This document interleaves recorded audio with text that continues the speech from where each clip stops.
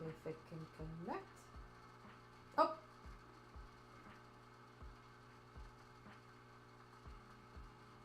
You good? I don't know. Look.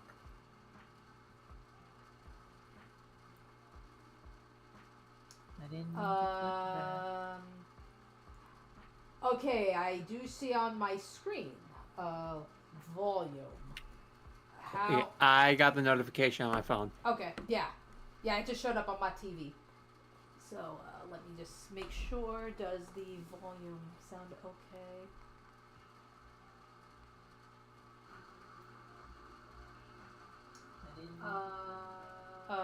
Yep, that's definitely it. Yep, okay, we should be good. Hi, Ryan. We see you in the chat. Yay, It's Ryan. Ryan! Hello. Yeah, bear in mind, we're probably not gonna have everybody, but that's fine. You know, because as we said, tonight is a chill. I guess, Boone, if you want to, yeah, before we do anything, I guess, do you want to explain the circumstances going on with your computer? Sure. Okay. So, I'm going to give as truncated version as possible. Basically, a few days ago, my computer's motherboard just went nah, and I keep trying to fix it. It's not working. What has ended up resulting is I am having to save for a new computer. But unfortunately, what that means is that basically because it was such short notice, I'm not able to adjust the Ravnica campaign to basically not being able to use the virtual tabletop as a DM. Like, it opens and everything, don't get me wrong, but it's basically unusable as a DM. In some ways unusable as a player, but that's beside the point. The point being that there was no way I was going to be able to like DM a proper tabletop session. I would have to switch to Theater of the Mind, and preparing that switch in 3 days is just not going to happen. Yeah. So that is why this is turning into a chill stream. So our next Ravnica session, which should be on the 8th. Let me pull up the calendar. I have to check my calendar app. Yeah, That's the calculator, not. Yeah, it should be the 8th, because now we've switched back to Ravnica's are every other Saturday. Right. The 8th and the 20th and possibly the 22nd are probably going to be more Theater of the Mind. But part of that timeline is going to depend on what I'm about to say. So I'm saving my own money for this. So the new computer is going to come in. The budget I'm looking at is $500. I have 250 of it saved. The only way that we've gotten this far on getting the savings to happen is because of the help of some people, including Danny, including Jen, by the way.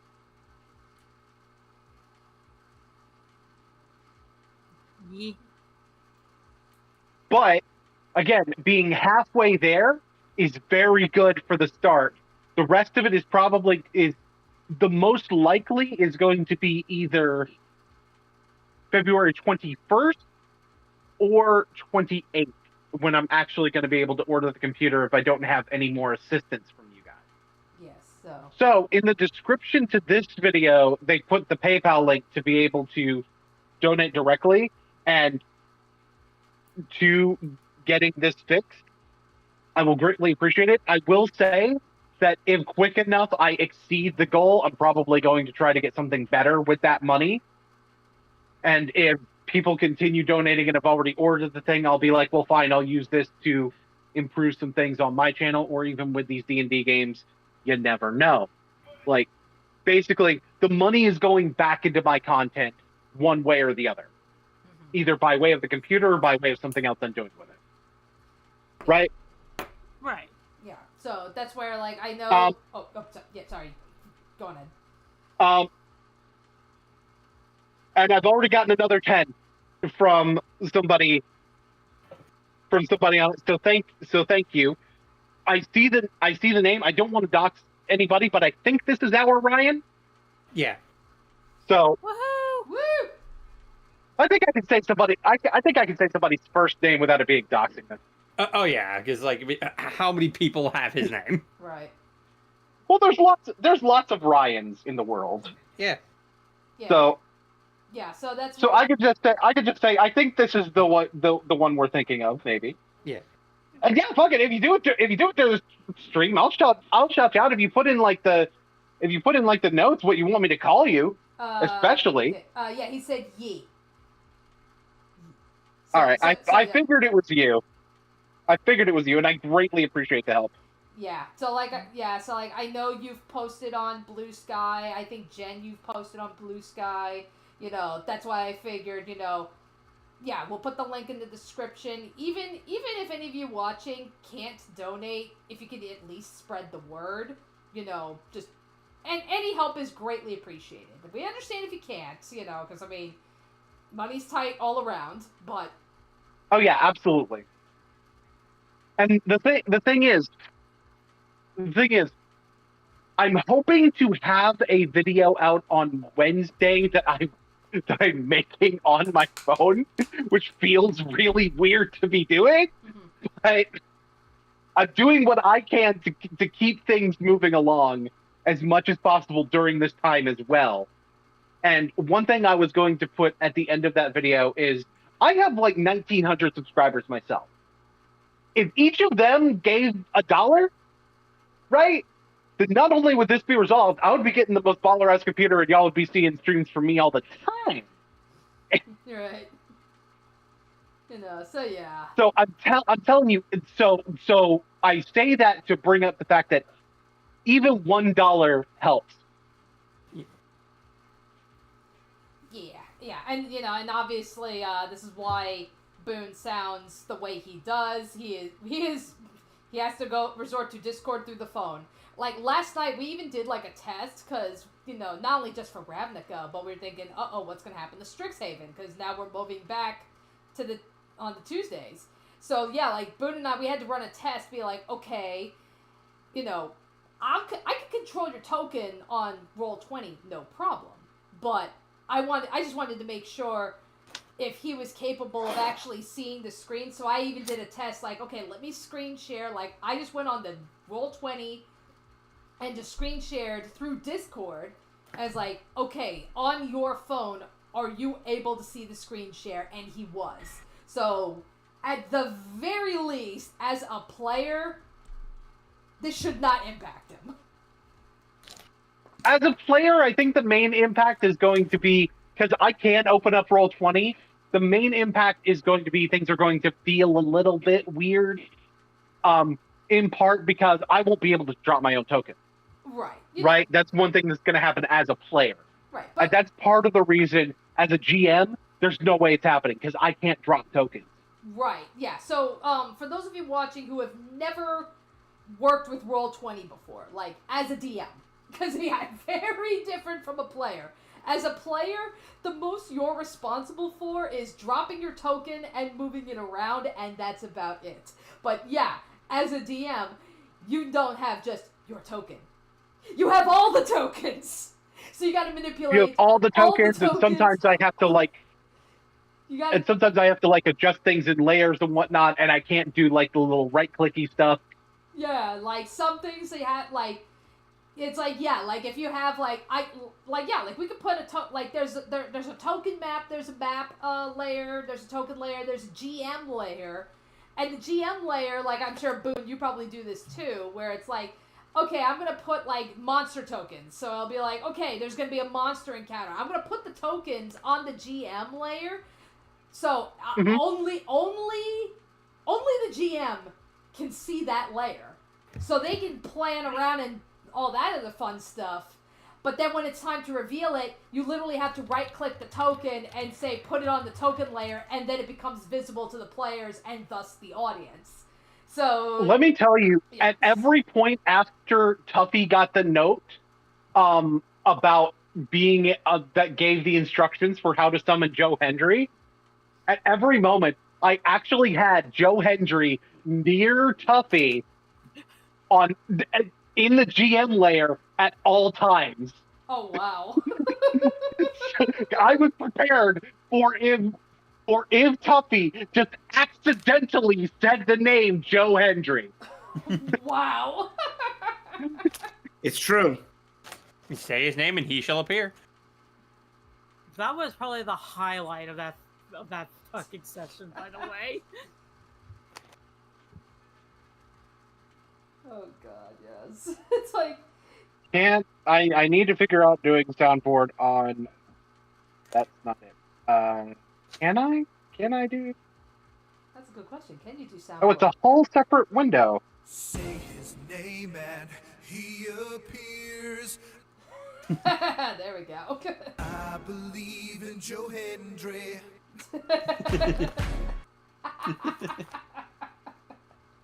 Oh, good stuff.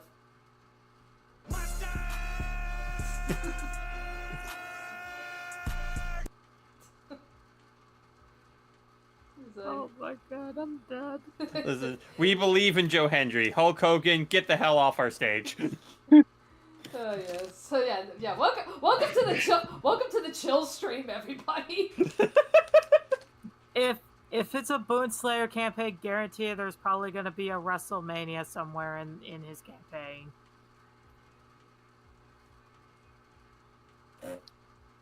Actually, I think the first 5e campaign that I ran, I did not include a wrestling arc. Surprisingly.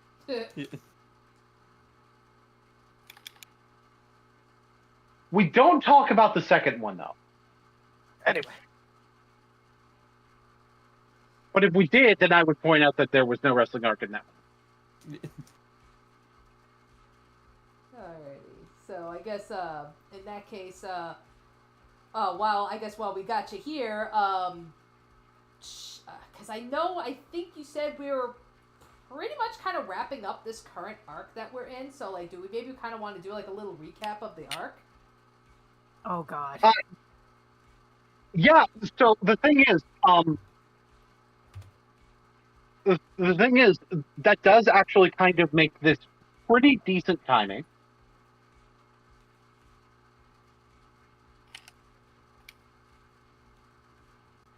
So the basic premise of this arc is that you guys got a lead on on who might be able to direct you where to find growth, and that would be Will and Rowan Kenrith, who could sometimes be reached on Valor's Reach because they're the champions there.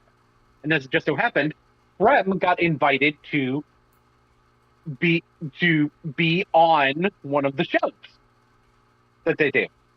The basic synopsis of his involvement, it's he that, so fuck it. The basic synopsis of his involvement was that the tag team that they used to manage, the Buckshots, totally not the Young Bucks, totally not the same team as the Young Bucks, not in the slightest.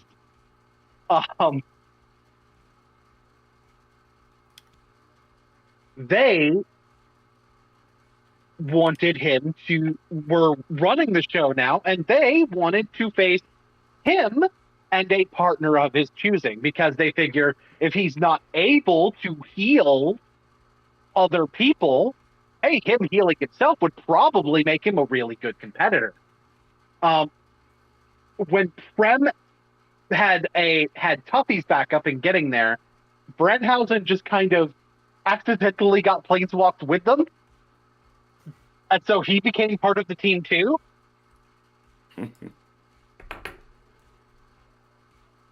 And it turned into an unsanctioned match because we're out to kill Prem. Prem had planned for this. he planned to basically give them what they wanted, because he wouldn't actually die, because he's already dead.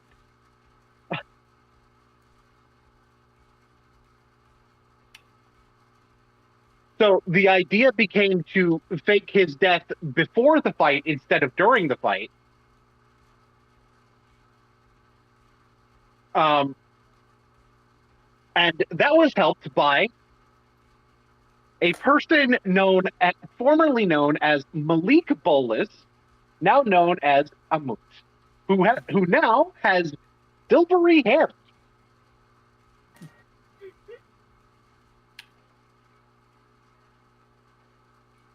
No relation to the last guy. Clearly. No, but there is a relation somewhere. Why are you looking at me? Not you. Someone is. Which last guy were you thinking of that he's no relation to? The Moot guy has no relation to Malik, clearly. None whatsoever.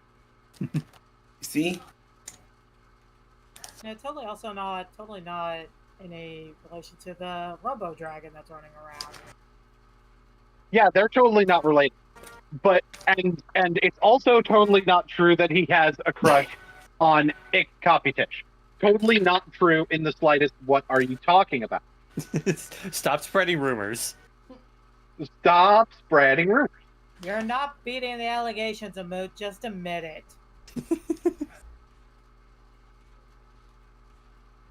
I'm not the one denying the allegations. Thank you very much. Of course he's not. Of course he's not beating. There's no allegations to begin with. Clearly. There's no allegations to begin with. There's just the truth.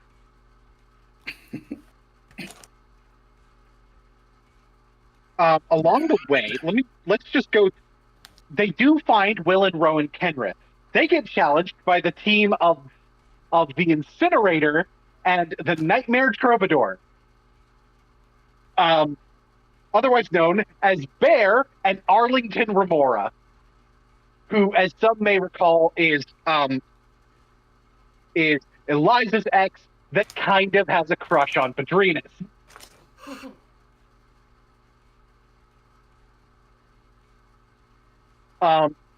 And ladies and gentlemen, Valor's Reach has new champions in the form of Tchaikovsky.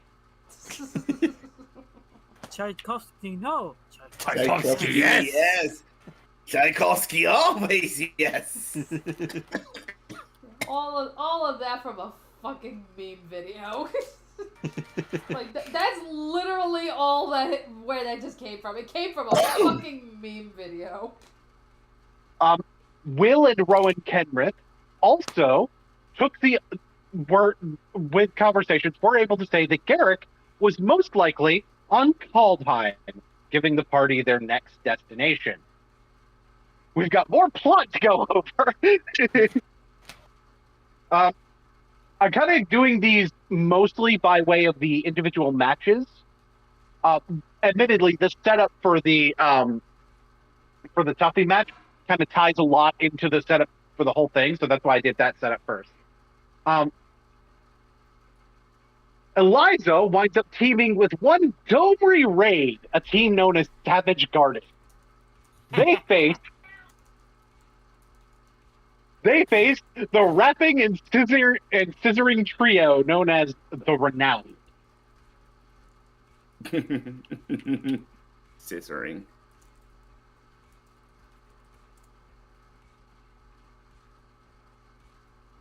Made up of Ricky Platinum, Tony Bones, and their manager, Billy Daddy Blaze.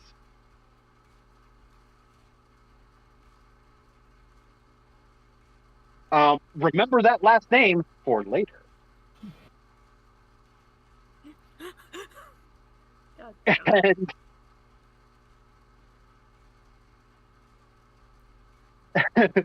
I never revealed during the sessions that his actual first name was Billy, by the way.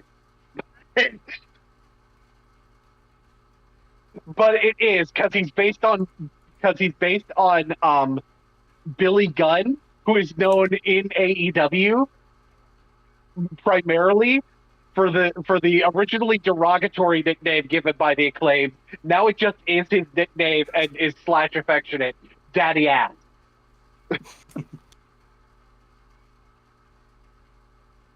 Because at one point he had the gimmick of Mr. Ass, complete with a theme that goes, "I'm an ass man." Yeah, not gonna lie, that match, that was like, I actually got a little bit nervous, but it's like, hold on, I got big spells, I just gotta learn how to angle. And Savage Garden did in fact win that match. And it was 3-on-2. Platinum- Yeah, and it was 3-on-2. Platinum Ricky seemed a little bit frustrated. And we find out there's unusual things about him that may come up later. Then there's a group that consists of a guy who basically adopted people from Amonkhet as his children, Oh, God. named Abel Kane. He manages those two as a team, and he also wanted to adopt Zaida, who is also from Amonkhet. But to do that, not only would he would have to go through Zaida and his surrogate mom, Ika. So yes, I did in fact have the patriarch versus the matriarch. That was part of the theme of that.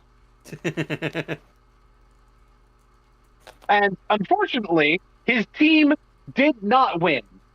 After the match, he was seen berating his two sons, to which Bear threatened him with throwing him off of the Zoria Senate, and/or making him Lionel Langston's secretary, which made Florence faint as the possibility of a punishment. My boy. My soft husband. Next, we have Ick and the aforementioned Amut versus the Magnate Consulate, who are managed by Prince Anane, and who consist of Logan Steele, who's totally not Wolverine, and Isaiah Veer.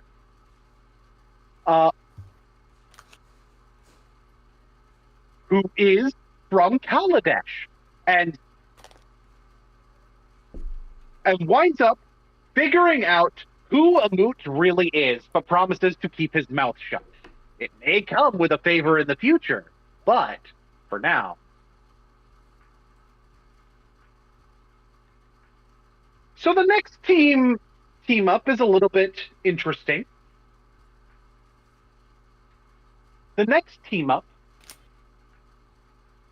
involves, well, let me tell you about the opponents first. The opponents consisted of a trio, the trio's champions. They offered for their opponents to find a third partner to put the titles on the line when their largest member, Big O, was medically cleared to compete, but they declined that. But there seemed to be a bit of a rivalry brewing between one of the members of our player team, the player on that player team, as a matter of fact, and one Cypress Creed, who was from Mirrodin. And when Gamataki was implying that Cypress wasn't taking things seriously, Cypress took that seriously. So it seemed like this was going to be a lot more competitive. Now, you're probably wondering, but wait, who is Gavataki's partner? Like there are logical choices there that would make sense. There are any number of people from Boris. Even Luke could have made sense in that role, even if he's not a planeswalker. It's like that didn't stop Brandhausen from being there. Like, lots of people. His partner was a gingerbread man. The fucking Caesar cookie. Ginger from Eldraine. They never saw it coming. They truly didn't. And, well, the match wasn't 100% going the way of the team known as Ginger Frog. The Dawnbringers were doing good, but Sunquist was even more aggressive than one might think. Yeah, then Zarisha popped out of his back. Zarisha, who had previously approached Gamataki and said, Connor has a lab in Strix in Arcavios. And I don't like what he's doing either. So y'all should go there at some point and wreck that shit. Zarisha has run off, and probably the start of the next session is going to in pursuit of him. The next match has a little bit of setup. It involves Ob Nixilis. Apparently, someone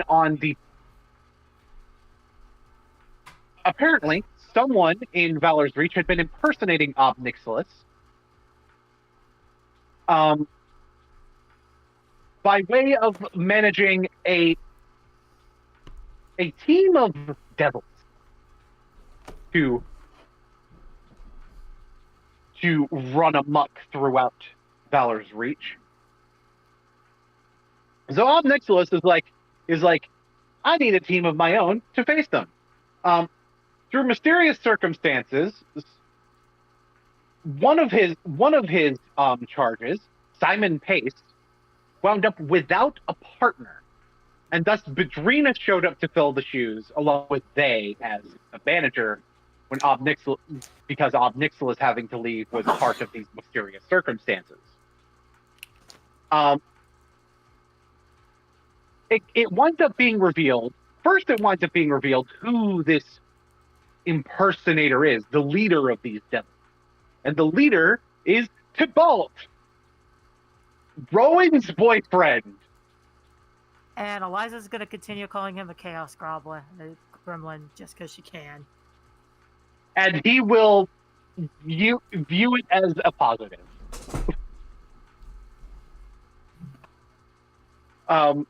Eventually, when he eventually shows back up, it's going to be with a puffy coat. Anyway,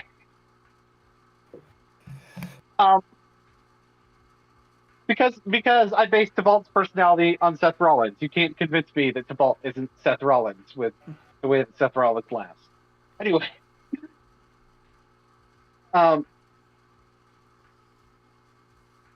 anyway, and the devils are revealed to be Daddy Blaze's sons. And they wind up beating Bedrinas and Simon with Simon's pact with Ob Nixilis on the line. Simon apparently gets so angered and enraged by this result and by the constant taunting from Tybalt at the end that he tackles Tybalt and his Planeswalker spark ignites. So it's extremely possible we're going to see those two again. There was also the implication that Tuffy seemed familiar to him.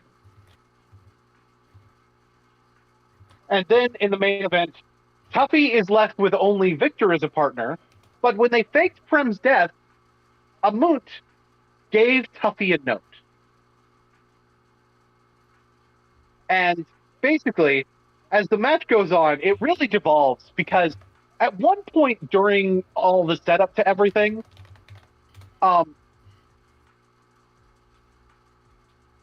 Eliza winds up catching these guys talking to a robotic dragon with a very familiar aura to him, right? Mm-hmm. And familiar in the sense that, in the same sense that she got when she was on that other plane that I forgot the name of. with that whistling sound in the distance signaling the oncoming dragon known as Fern.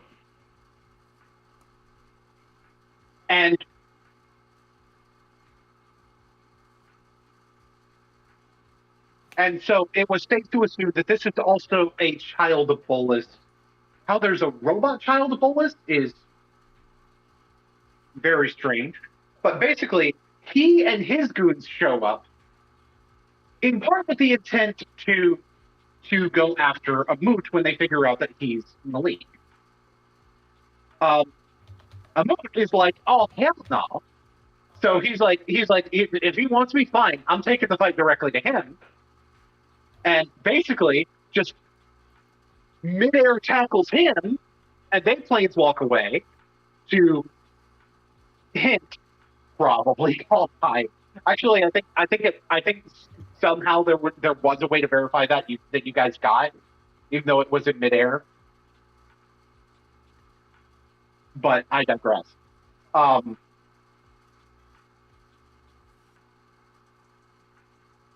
But yeah, basically, some smaller robots showed up to fight along with, and it turned into everybody versus everybody. But the match between the Buckshots and Tuffy and Victor was still going on, or was it just between Tuffy and Victor? Because Tuffy remembered what was in that note, and Tuffy, what did you do with what was in that note?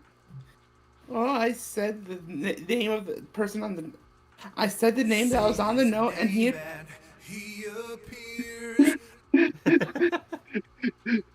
I did in fact believe in the person who was on whose name was on that note. That's right, Joe Hendry. Joe Hendry arrived. The party used various mechanics to express their belief in Joe Hendry.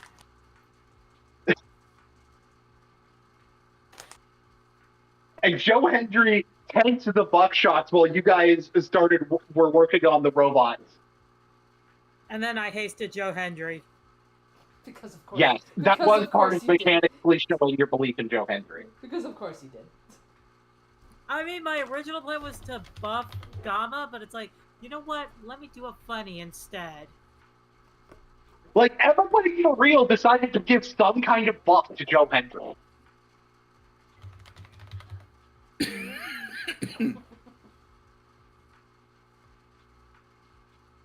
Great moment. And so in the next session, whether it's Theater of the Mind or it's an actual, it's actually able to be on tabletop. First, we're going to see what happens with Baron Zaricha. And then beyond that, we are going to be headed towards Kaldheim.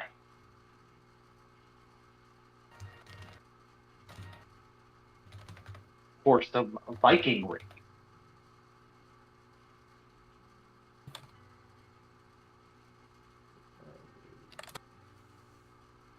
We're going to the land of Vikings!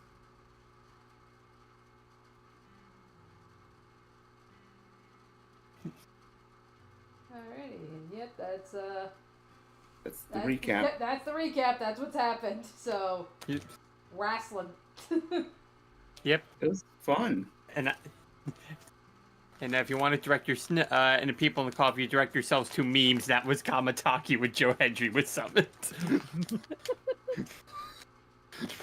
It's true. We had an entire round of combat where like when Joe Hendry was summoned, it was the entire round of combat where his deed played.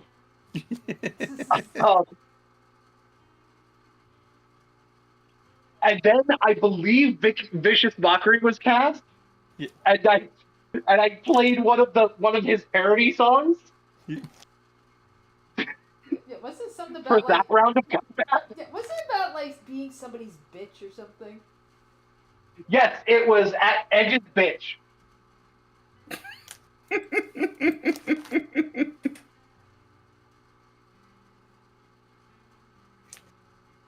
Listen, I'm so glad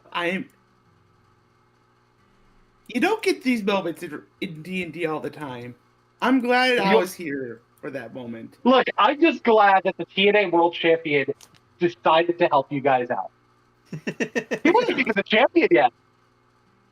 This is how he became. This is the story of how Joe Hendry became. True. We gave him bardic inspiration. And then we gave him haste, which was, not gonna lie, probably the scariest thing I have ever done. Yeah, It did- no, I'm it not did- gonna lie, Jen. I think your haste really helped a lot against Nick Nemeth. Ah, Well, another weird part about him winning the title is there was also interference from JBL.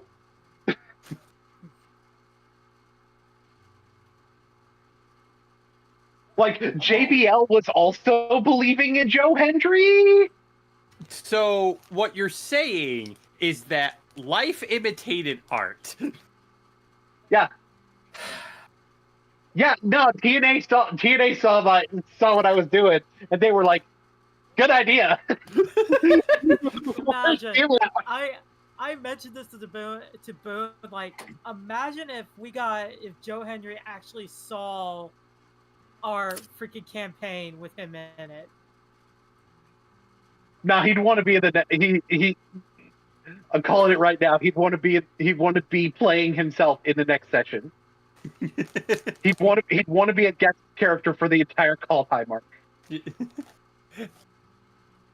And hold on, if you slow down the footage of the actual match, is that a frog in the middle of the stage? Ribbit. A regular frog.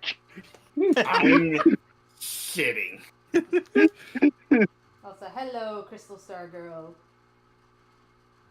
Hello. You're just in time for us to talk about Peak. A regular frog. Yeah.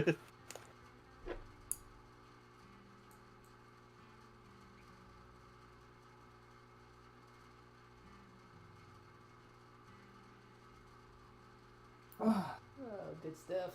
Alright, so I guess, outside of, Joe Hendry, was there anything else, any other particular moments in this arc that stood out for you guys?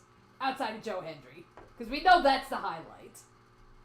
The Definitely commentary group. The commentators.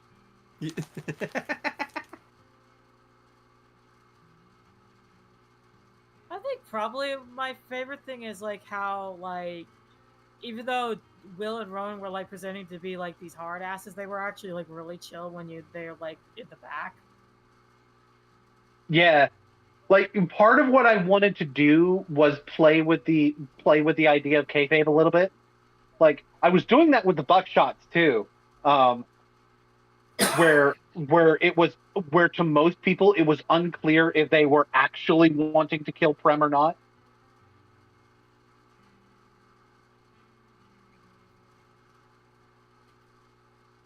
Oh, it's gonna be interesting when they wake up because like one of them definitely thought I killed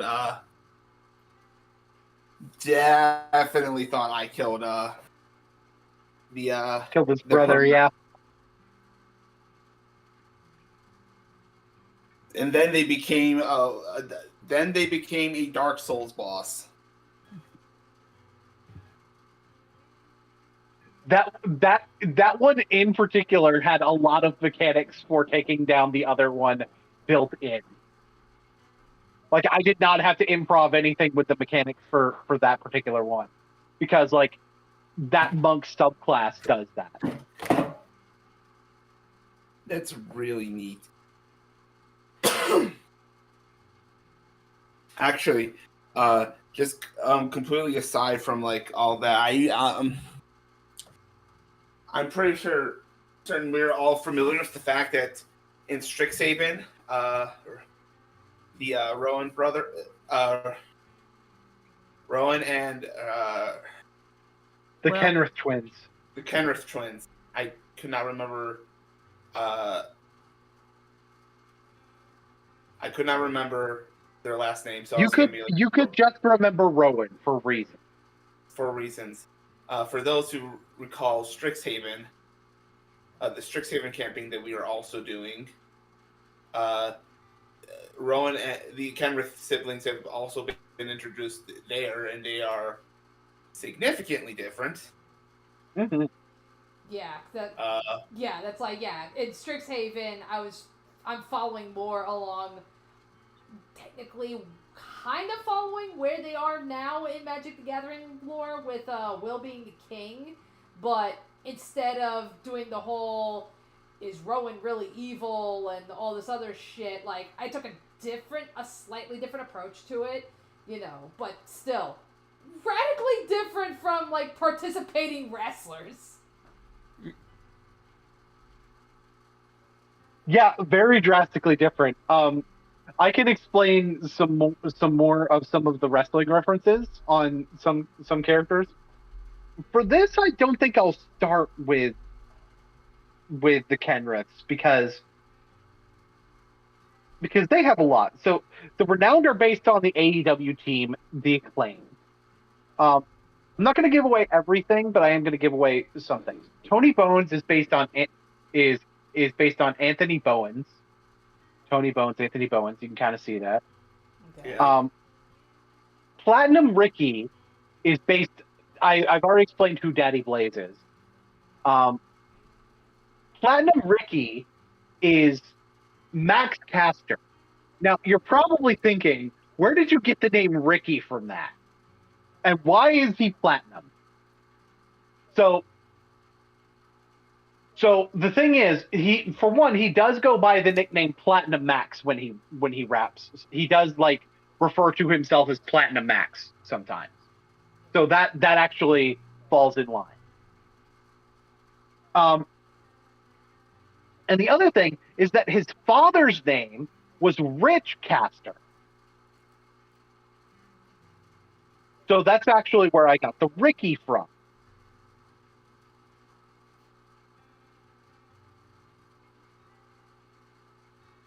Now we get to the family, which is based on the patriarchy from a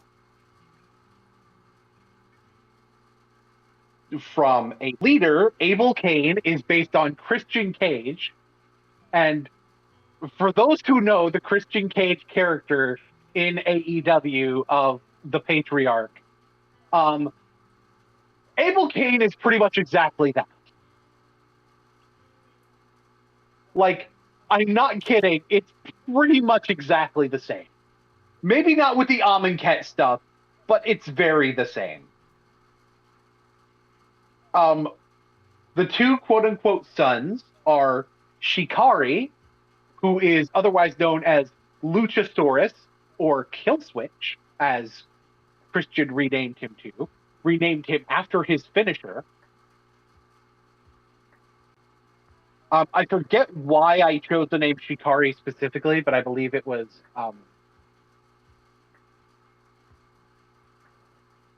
there was probably some significance to me choosing that particular word for the name. And Kid Cobra is based on Nick Wayne.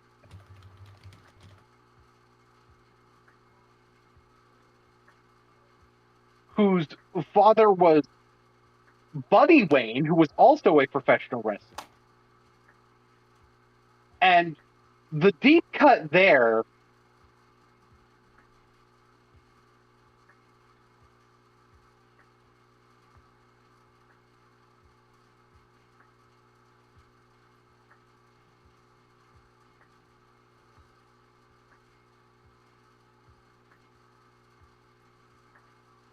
is that at one point, Buddy Wayne used the nickname used the ring name Canadian Cobra.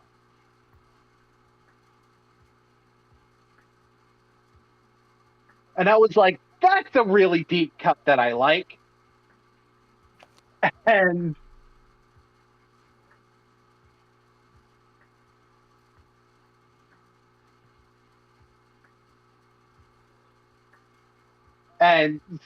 so I made him a Yuan Ti, and we rolled from there.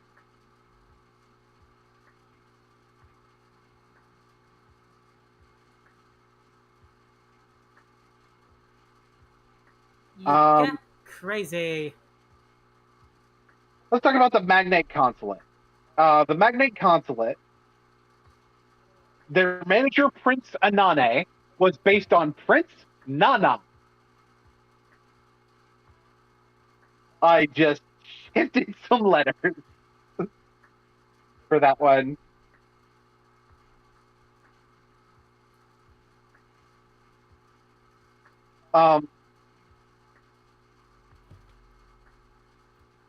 And the two members of the team were Logan Steele, which is not actually based on Wolf. Well, the naming convention is based on Wolverine, but he is a wrestler that I based the guy on, who actually takes his own resemblance to Wolverine and makes it part of his gimmick as well.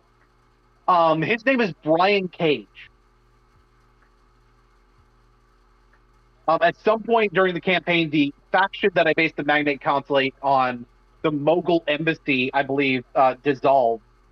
And Brian Cage is no longer teaming with them because I believe he came more from the Embassy side than the Mogul side of that. But the basically the leader of this Isaiah Veer. His name is he as a character in general is based on Swerve Strickland, previously known as Isaiah Swerve Scott. So I got the first name Isaiah from his old ring name, and Veer is a synonym of Swerve.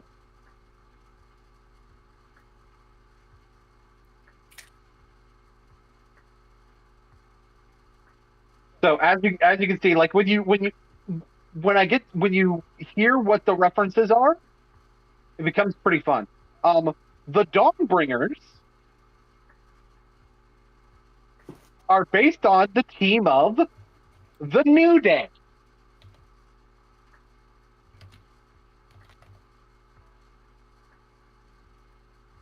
I did not go the direction that WWE has recently gone with the New Day. That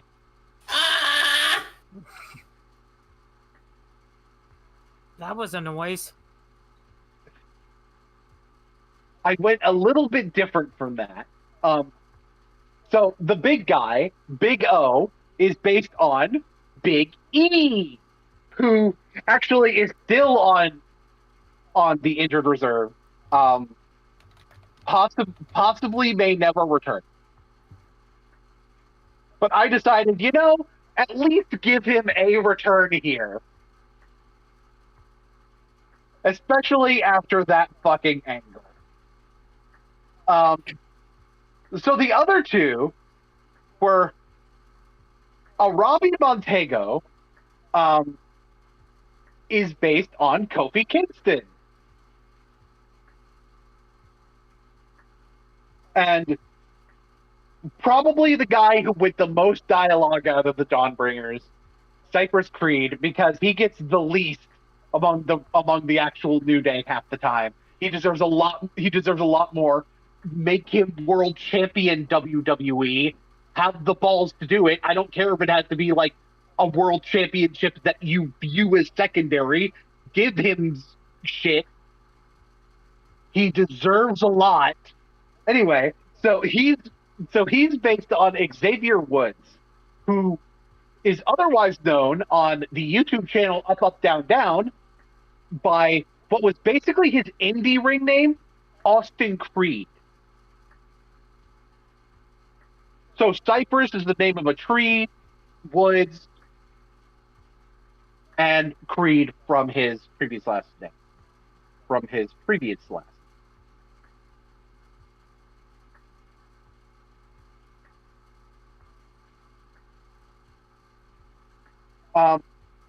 The Devils, I'll get in. I did mention that I did Tibalt's person. Tibalt is an actual planeswalker in Magic the Gathering, who is in fact a Chaos Gremlin and very proud of it.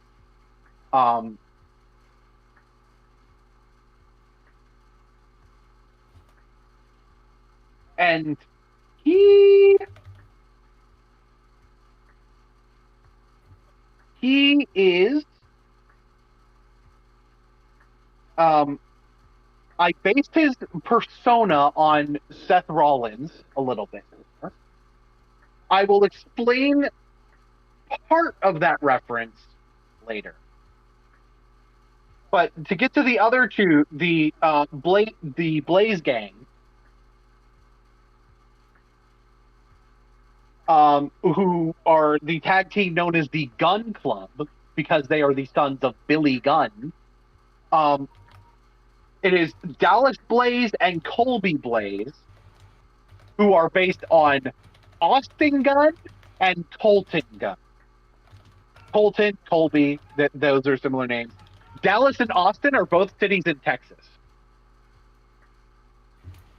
And that's where I came up with that name.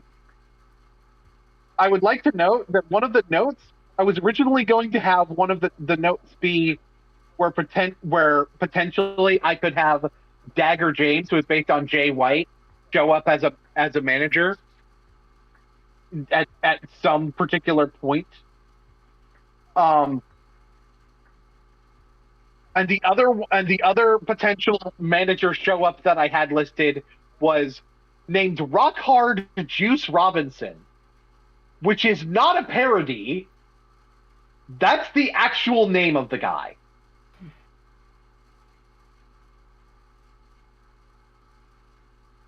Did Bookie die? Yeah, Boogie. Yeah, Boogie fucked off. Boogie dead. Damn it. Some bit. Damn it, Boogie. That bot ain't. What? That bot ain't right.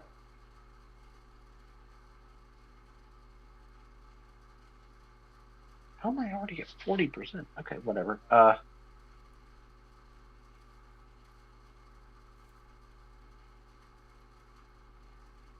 Okay.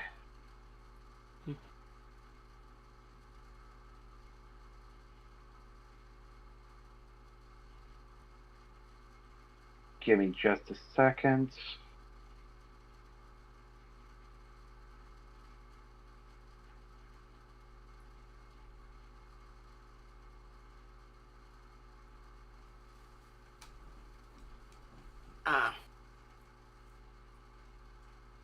Alrighty, I am back. Welcome back. Yeah, Boogie died. No! Damn it, Hoopa. Oh. Boogie came back. Yay! Not even the end of the stream. Yeah, I guess it didn't want to loop is what happened. Oh, okay. Oh, But anyway, go on.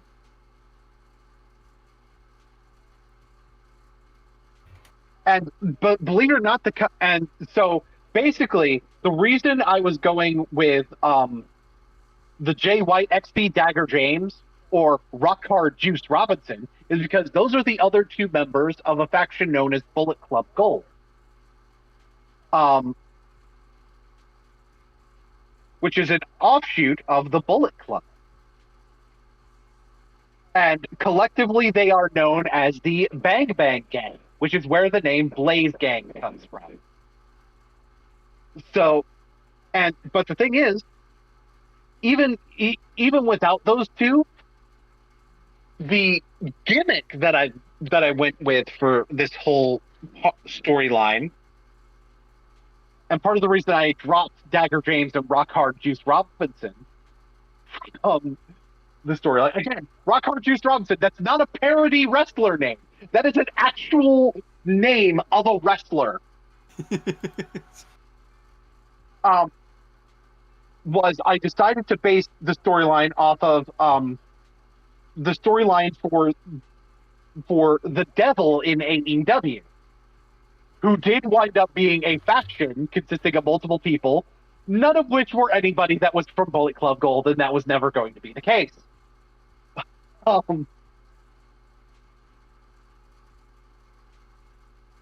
But I did not really care that much on that one.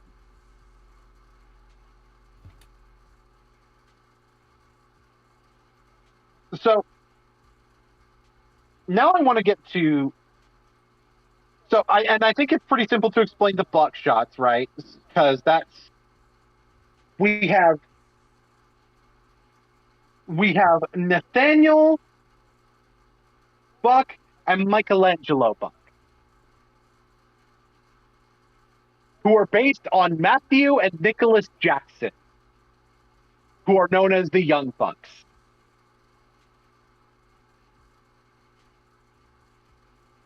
So the idea is that they originally went by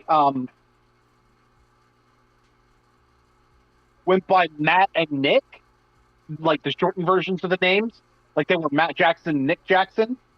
So I went with ones that would shorten some, like instead of Matt, you have Nate, which would have some similarities to Nat, but Nat isn't a real shortened first name, so Nate works for that. And instead of Nick, you have Mike or Mick, which Michelangelo could shorten to Mike or Mick.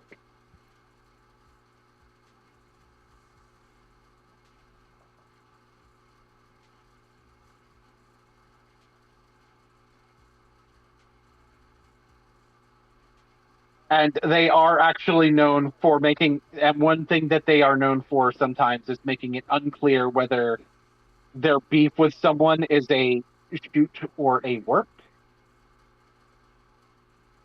Now I want to get to the Kenrith twins.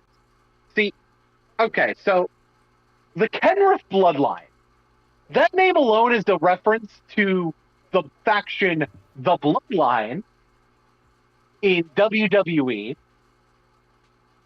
which the whole gimmick of them is that they are like a Samoan wrestling dynasty. So, and they are like basically the descendants of functionally Samoan royalty. And that part is true. That's just actually true, though. And about the bloodline in particular. So that's part of where I decided, what if they're the Kenrith bloodline? Because they are, in fact, royalty from Eldring. So their gimmick being the bloodline would match, even though it's not a Samoan bloodline.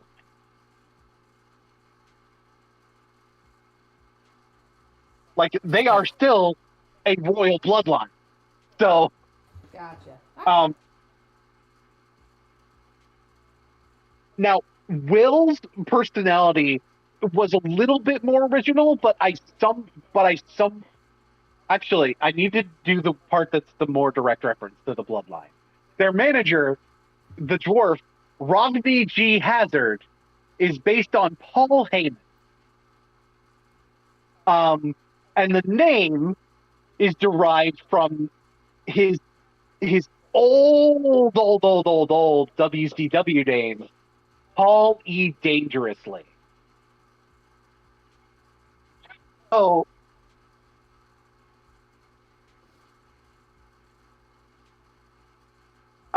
Will, he is somewhat of the, when I was at one point I was listening, Will has much more of a full original personality, admittedly, which granted, both of them, like, part of it was like they were going to be like very savage on the mic in the ring, and then backstage they were just going to be chill people. That was just part of the thing I was going to do with them. Will especially was going to be the very stoic, savage talker, and then be like sort of terribly sorry if that was too much out there. once they got backstage. It is all part of the show, you see. And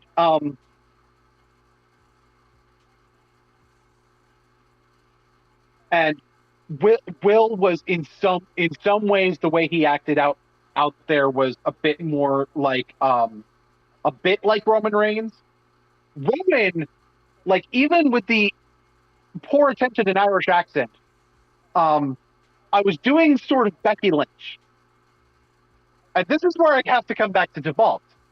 Because Becky Lynch and Seth Rollins are married in real life. and I believe have a kid together. So, like,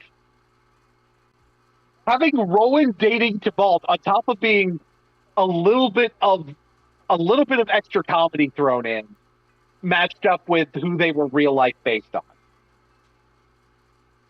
Okay. One likes the bad boys. And like, there is another degree of extra pro wrestler reference because I want to bring up part of how I did it with Arlington. Because like, part of me had been feeling like even with the first arc that Arlington was almost a Cody, was almost had some similarities to Cody Rhodes. With the way it was going, with the way I was sort of presenting him with the wrestling storyline.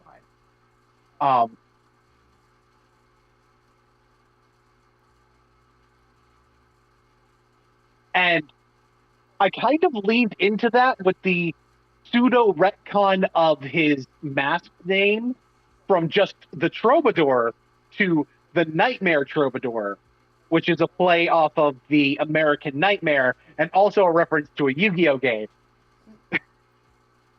called Nightmare Troubadour. Oh. And I think the story behind that was that Liza was really drunk and gave him that name.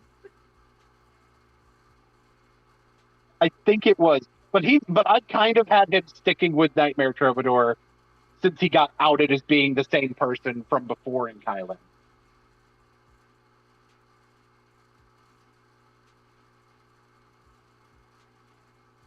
Because I like the name the Nightmare Troubadour for him. And I think now he's just unmasked and using the Nightmare Troubadour as like a nickname. And it's like, yeah, that's pretty much the Cody Rhodes vibe at this point.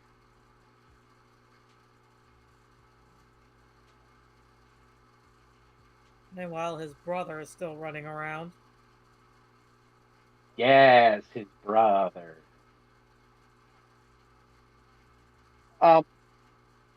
Like the thing is, I didn't intentionally make this a thing, and it really doesn't line up 1-to-1. But like, Cody also has a brother that he's both teamed with and feuded with before. Granted, they're not literal twins like the Remoras are. In fact, Dustin is much older than Cody. Some people may know Gold Dust.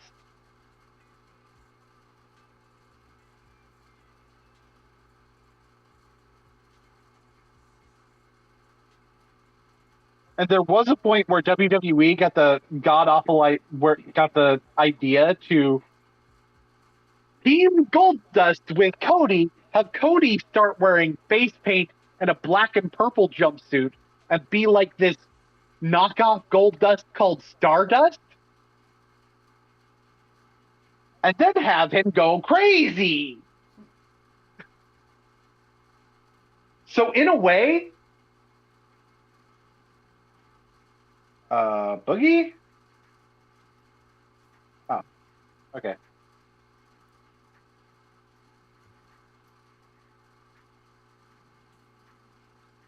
So anyway, yeah. So in a way, you have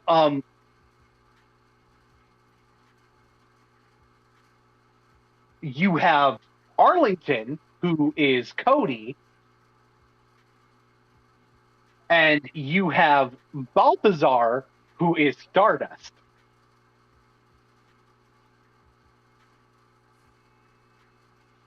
Because he's very insane. That is, in fact, an aspect of Balthazar.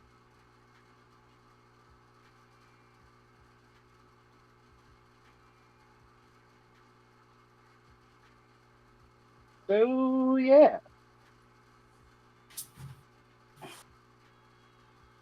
I think probably also my favorite thing from this arc is that I actually managed to play a ranged character and actually won with them.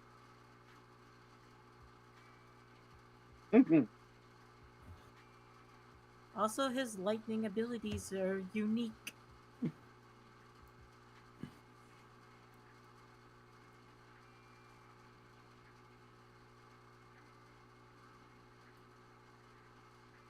Well, I suppose not so much a ranged character, a melee character, I think.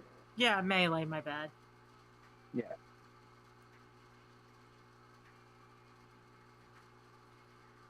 I still Like- goofed, but hey.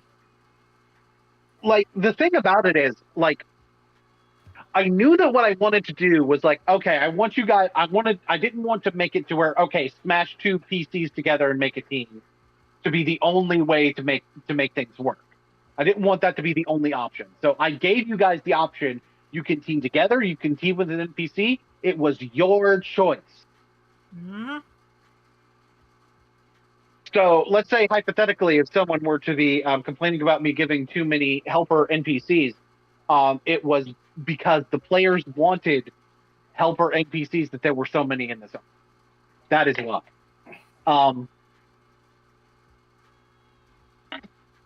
But anyway.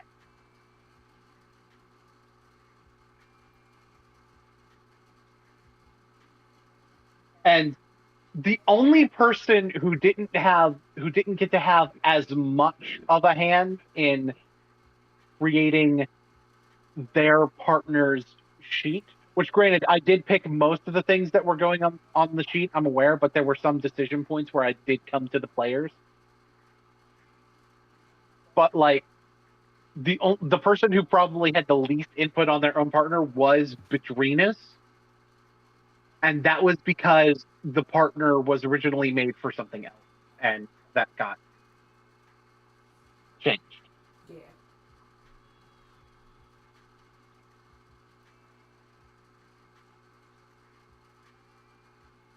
Bedrinus, are you there? Yeah, I'm here. Yeah. I'm trying to remember what were we going to do for your partner before then? Oh. Did we come to a decision on that before then? I think. I'm trying to think. Yeah, wasn't there a guy that you brought in or something? I forgot what his name was, but yeah, wasn't there a guy that that went with them to to the arena, like when they first planeswalked there?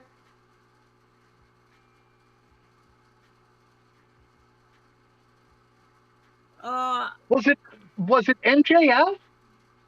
That's where it's like I don't remember the name. It was a while ago.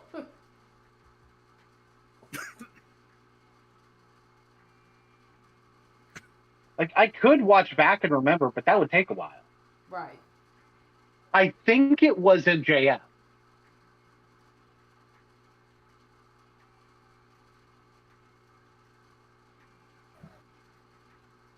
Which was the first time I put a wrestler in, and it was lit. But both of the wrestling arcs ended with near the end of the show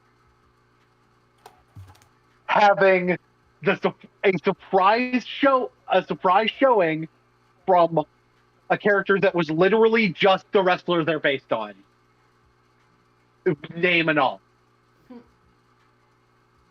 Like, you had MJF at the end of the Remora tournament, and you had Joe Hendry at the end of the Prohibitive Portal.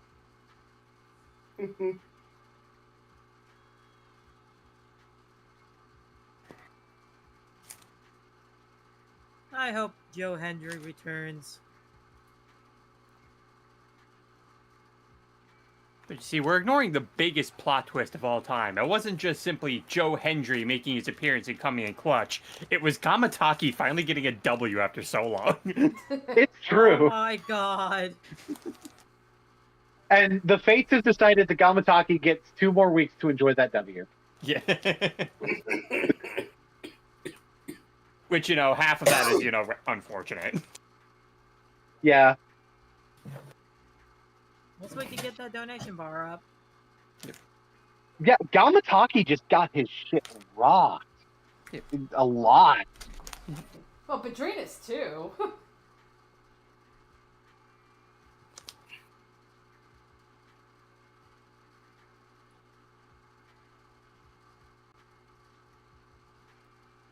I admittedly did think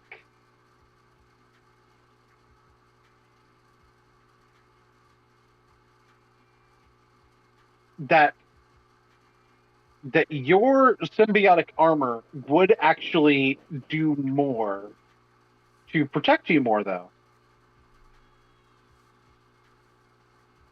Yeah, I just think that was just the luck of the rolls. Cause yeah, you were rolling high. Mm. It was just the luck of the. Yeah. It was the luck of the rolls.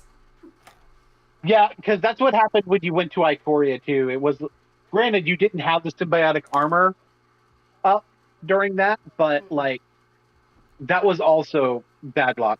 Yeah. Well, it's like. But it also made sense there because it was you getting jumped. Right. You know, well, and that, and like, well, and especially, I know we talked a little bit about this off stream, so I mean, I can bring this up here.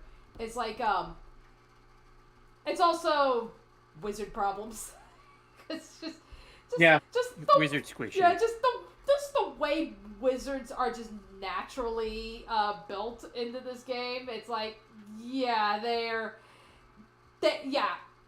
is that joke. They take like 1d4 damage and they're dead. So it's like, I mean, it's very easy to knock Madrinas out, because I think this is twice now that her hit points have dropped to 0. Mm-hmm. So that's where, but again, it's like for Madrinas that kind of makes sense, because the way I've been building her is, it's like, yeah, when it comes to combat, I mean, I've given her combat spells, so I mean, like, fucking lightning bolts. It's like, I finally got to use lightning bolts. But it was like, I've given her some combat spells, so it's not like she's completely useless, but the way I've been building her, she's far more useful out of it. Yeah, like you want the spellcaster that's gonna nuke everybody? That's not gonna be Badrinas, that's Eliza. Fireball go burr. And I will say, this is not the last time you guys have seen Simon. Oh, I imagine so. I was like, hell, we didn't even know what freaking plane he went to. We do, but it's like a very minuscule plane. But even Yep. yeah, but even like Boone was like, wait, where is this? Like, wait, we had to look it up because it was like so fucking obscure. Apparently, like it came from like a game.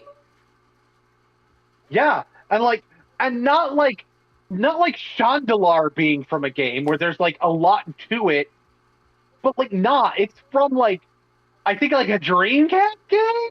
Yes. If I remember right. Yeah, it was so bizarre. Yeah. When you guys run into him again, you're probably not running into him there. Spoilers. Because I don't feel like developing that shit.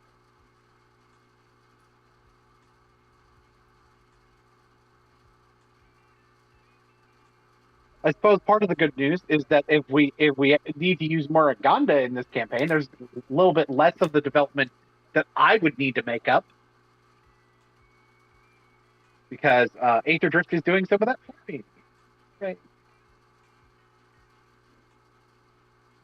Yay. Aether Drift is just literally Speed Racer.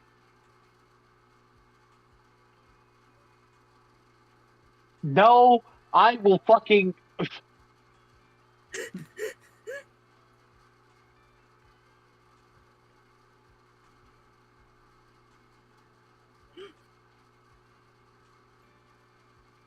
I will curse you twice. How will you curse me twice? I will make it where every time where you'll always encounter 2 vampires instead of 1. Listen, that has actually happened before. And he'll do it again. Yeah, thus far it's happened in this campaign, hasn't it? Yeah. Also has happened in real life.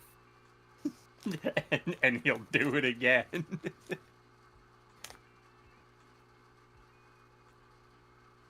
So you cannot win against that. Like, I'm sorry, that's already happened.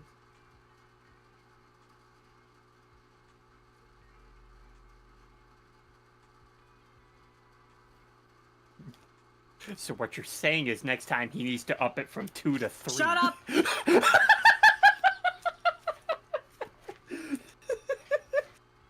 Realm, I swear to God.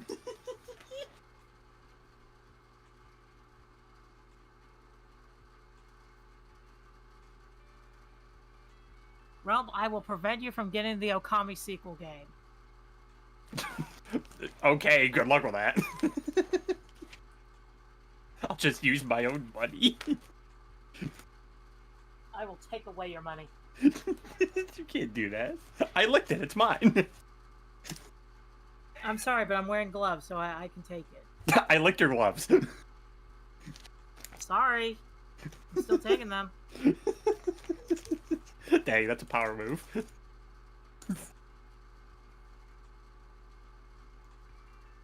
Damn. Can't believe it. L's in chat. Apps, chat, can we get some L's? For me. We get some L's. Some L's for Gabataki. It's like, well, it was fun while it lasted.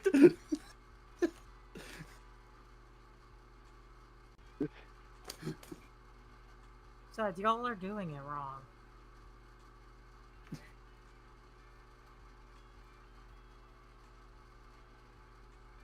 Actually, we needed F in the chat to pay respect to Gabataki. He's been laying there. He's been laying there with it in the Yamcha pose. But He's somehow in the Yamcha pose and the Family Guy death pose at the same time. Well, see, that'll eventually happen when I can make clones of myself. Yeah, that's true. Freaking frig Naruto.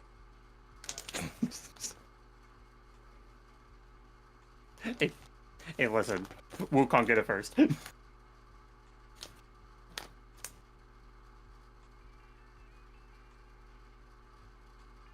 It's true. Wukong invented Shadow Clone Jutsu. Yes. Naruto just learned it from a scroll. Where do you think the fucking scroll came from? Yeah. That is canonically what happens in the Naruto manga / anime, by the way. It's He true.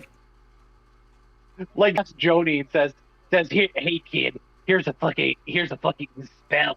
Here's a fucking super secret spell that'll make you pass the academy for sure. And it's Shadow Clone Jutsu. Yo, Naruto, want to join the Shadow Wizard Buddy Gang? And then Iruka shows up and it's like, stop molesting children. And then Naruto summons a billion of himself and beats the shit out of him. It's like, oh no, I made him part of the Shadow Wizard Buddy Gang. What have I done? Oh, No, he made it the entire Shadow Wizard money gang. Oh shit, he loves casting spells. I would like to note that some people complain some of the complaints about Naruto are stupid, but some of them make sense. Like one of the complaints about Naruto that I think is was really stupid, especially for near the beginning of the series when people were saying it, Yeah. was he's supposed to be a ninja. Why is he wearing an orange jumpsuit? And I'm just like, have you not been paying attention to the content? He's supposed to be shit at it. Yeah. He's supposed to suck at this. Yeah. Why do you think he's the only wear bright ass colors? Then Boruto comes up and says, "Hold my beer." Go away, Burrito. I don't think I've actually watched Boruto. I just know that Yeah, Naruto is Boruto's dad. That's what I know. I've never read or watched. I also know that Boruto is the most pointless sequel of all time. Yeah, Yeah. I don't know shit about Boruto. Never read it, never watched it. Yeah, I just know a lot of people are saying it's pointless and But even like if you just do like a cursory glance at like some of like the character designs, like I don't know who half these people are, but it's like, yeah, the whole, you know, ninjas and stuff, it's like yeah. Boruto just took that and ran with it, because, yeah, like, half these people don't look like they're fucking ninjas. Like, I'm sorry, Boruto himself looks like if Naruto was designed by Yu-Gi-Oh's design department. But Boone, without Boruto, we wouldn't have Sasuke fighting a Velociraptor. Oh my god, that was so stupid. I'm sorry, what? Yeah, Sasuke fights a Velociraptor, and he struggles against it. Apparently, what time setting does... Please tell me he went to Jurassic Park and lost. No, but he struggled against a Velociraptor because apparently Genjutsu doesn't work on dinosaurs. It's like, boo! Instant fail! It's like, you want to make Boruto great? Just stick Sasuke in Jurassic Park and let him loose. Because also doesn't Sasuke have like actual what the fuck is Chidori doing there? Like, I'm pissed. I'm Bigger Rock.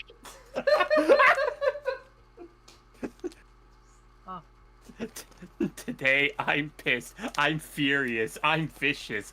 I'm animate tits. I like long walks on the beach. Like, okay. Oh boy, God. here we go. So the thing about this whole bullshit is, right, that like even in the Naruto anime, they have like TVs and like some tech and whatnot. Mm-hmm. And I think they even have like radio communicators and shit. Yes. Why the fuck are dinosaurs here then? Did somebody Edo say a fucking Velociraptor? Is that what happened? I will have to send you a clip after the stream. Yes, I do know enough about Naruto to know what Edo Tensei is. Yeah. I will have to send you the clip after stream. Nerd. You know, Crystal says I hate this. You know, it's like, well, and it's like, you know, and even like, you know, you can get away with throwing whatever the fuck you want in the story as long as, you know, it's good. It makes sense. As long as it's just good. I mean, it's like, to my recollection, like, by the way, there weren't... Like, look at fucking One Piece. One Piece is batshit insane. But it's so goddamn good that it's like, you know what? We accept the insanity. And the thing is, part of it is, like, there's... Like, you can be insane from the external logic as long as things make sense within the internal logic, right? Yeah. Like, part of the reason that people look at the tech in Fontaine and don't think that it doesn't fit into Genshin Impact, right, is because of the fact that it's more industrial revolution time period that makes sense for a lot of what is going on in Genshin Impact, and it's like clockwork stuff. It makes sense to them because it all looks like it's from that particular time period. And like it's also already established that like even when we get the camera, it's like this new invention from Fontaine. So it makes sense that Fontaine would do more with it, et cetera, et cetera. Like and we've even already had established that people from Fontaine make beats, like that, and it's this new stuff that they're able to do. Like, you know, these concepts were already established, and it makes sense with sort of the Industrial Revolution type of time period. But then when Moika shows up with a straight up modern motorcycle in Natlin, people look at that weird. And the thing is, you can have a good in-story explanation for it. But the question is, Well, that's the thing. You can have an in-story explanation, but the question is it a good explanation? And most of the time, and sometimes the answer is just no.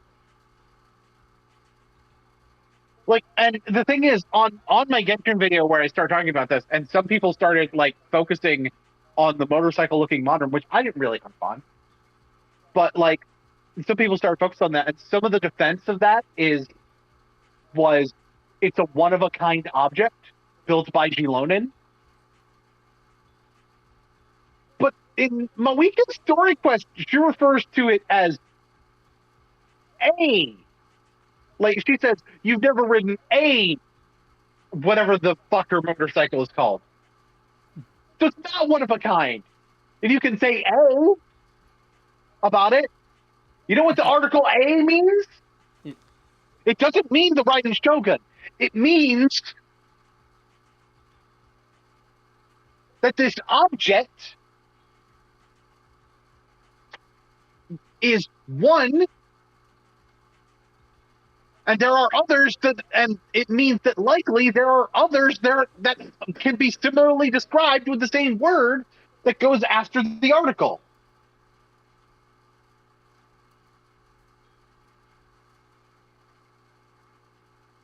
And I will direct that at the person who thinks that when I'm playing the story stuff, I'm not paying attention. I'm not the one who's not paying attention.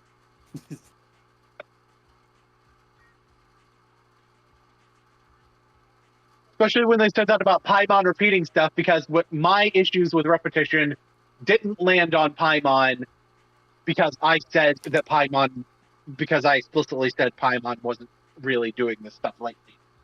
And in fact, my citing of repetition came from an entirely different NPC. Okay, so I BRB'd for a bit. Are we talking about the end of the Archon quest? Yeah. Okay, yeah, no. How many fucking Lord of the Rings endings are you gonna fucking have? We didn't need that. We really didn't. Even if you think we did, we didn't. And even if we did, could have been done better. Yeah, and the thing is, like, the very ending sequences with, like, I get what part of what they were going, like, the celebration. We do an autograph signing minigame. What the fuck is this shit? Why? Like there was so much focus on this celebration and us being a celebrity. I was like, and we're going to be revealed to be in a dream sequence in 3, 2, 1. Because they pulled the exact thing where the victory felt hollow, and it turns out it was fake.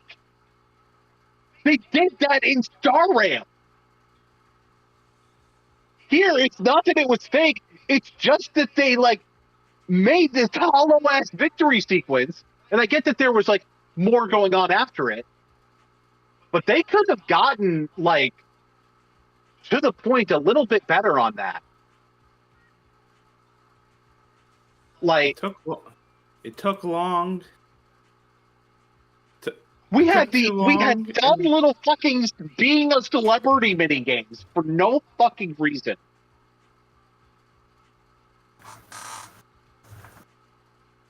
That are never going to come up again. I'm guaranteeing that they are never going to come up again.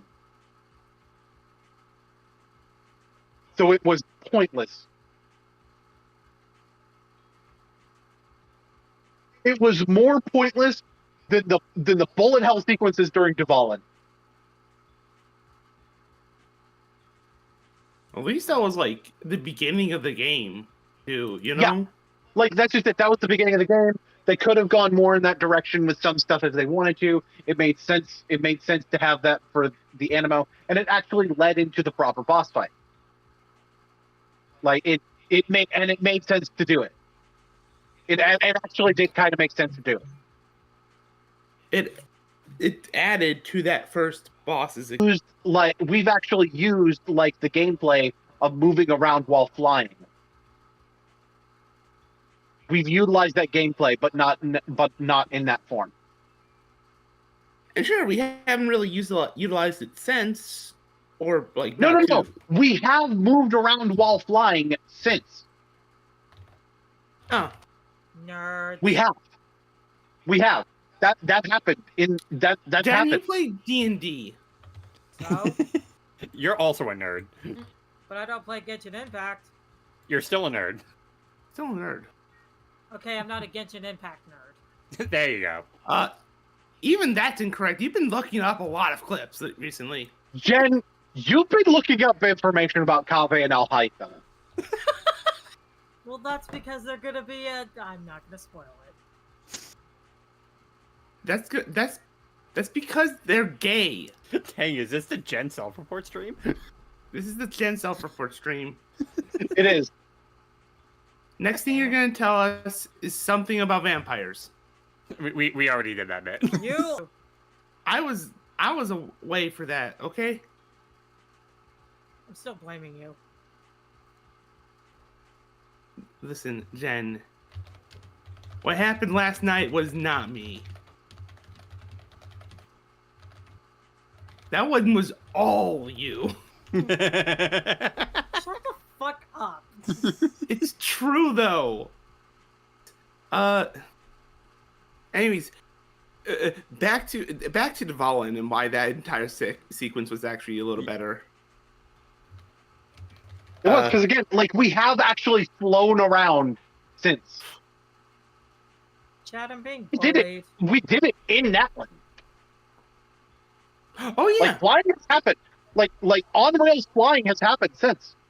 Oh yeah. Oh, I forgot about that one sequence. We've done on rails flying. We may not have necessarily been shooting at the same time we were doing it, but for that matter, some of the swimming sequences where we were shooting during those were kind of the same, just in a different locale. Like the game, it did teach us something that we used in the gameplay, even if not directly one-to-one to what we would later use. Wait for autographs again. Didn't help that signing autographs was the like. There was one before the signing autographs. I don't even fucking remember what the one before the signing autographs was.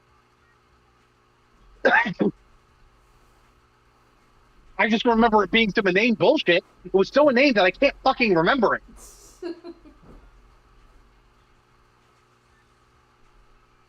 And like, here's the thing: like the sequence after all that is where it's like, oh shit, the Archon's still gonna die, and watch a cutscene. That part was that was actually really well done. Really well done. No complaints there. None. It didn't. It especially did not feel like it dragged. Yeah. The Moika giving the memorial afterwards was actually a good way to give a recap of the events in a way that was not forced. Especially since It was a natural part. It was a natural part of the world. Still recapping the information for us. Yeah, and it was able to reach, and a large reason why it worked was because it was recapping to people who weren't there. Mm-hmm. And then go into town. It happens again. And you get this old man telling stories to children, and Paimon's like, let's listen into the story. And the story is the exact same thing that Moika was just recapping. To the fucking letter.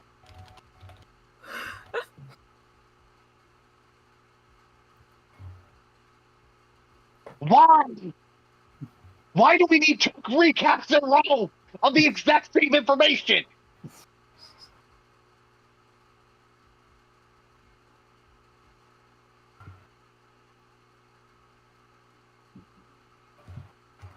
Because ready. I'll be right back. Okay. Because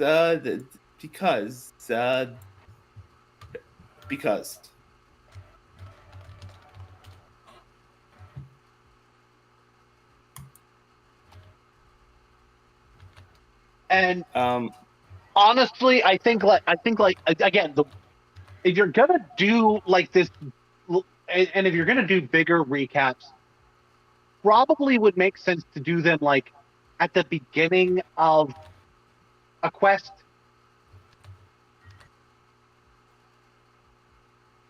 Like there are some quests where Paimon will go, "You remember this, right? It's da da da da da da da da da," right? And like I'm okay with that because sometimes it has been a minute since we've done something, blah blah blah blah. Yeah. And like Especially if that's the point. That's the point when you need to remind people of shit. Is at the beginning of a quest most of the time, more so than the end. Because at the end, having like a TLDR a little bit does make sense. Having 2 in a row for the exact same events, you don't need. Sorry, I will not let that go. And like so much of the sequences actually in the Abyss, like some of it I get just fine. Like some of it, it's like, oh, we're having the ghost helping us. Oh, we're having this particular ghost help us. Or we're having this particular ghost help us. That sure, I get what they're going with that. That's cool. And you know, these are characters that like from an emotional perspective are important to the story. Absolutely, I understand exactly why they're doing that.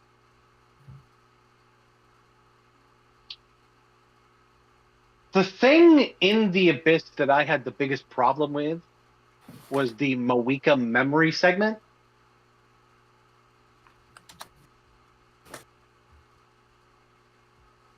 Because that was where it started being a lot of dragging. And it was reminding us that Moeka had a family that was dead, basically. It wasn't even that the people in the family were helping us. And to be honest, the closure of that loop was done much better in Moeka's story quest. It was. Like, Moeka's story quest was, for the most part, really good.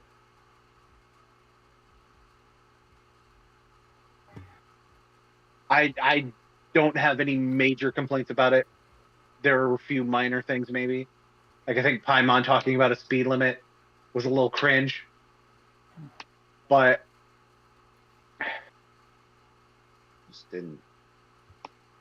Just the Archon quest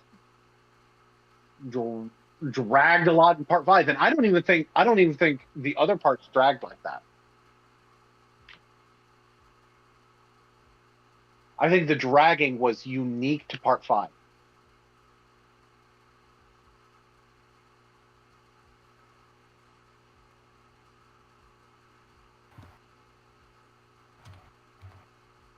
Because they extended what was essentially and this is all the stuff before the going to the throne and everything. This is just the stuff that was in relation to the boss fight. They took the boss fight and made it a 2-hour quest. The stuff before we enter the instance where we're about to go into the Abyss isn't even part of it. It for real felt like it was a full 2 hours on the boss fight part. Just the part where we go into the Abyss, fight the boss, and come back. That's fucking ridiculous.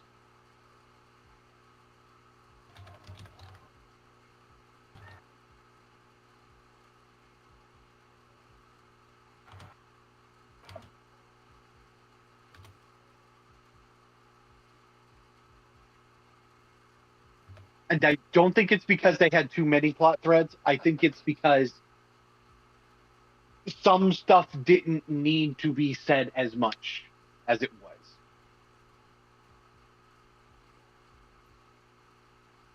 Although maybe having too many was part of the problem as well. Gonna be honest. That could have been part of the problem in addition. But anyway, enough about that Nerds. for real.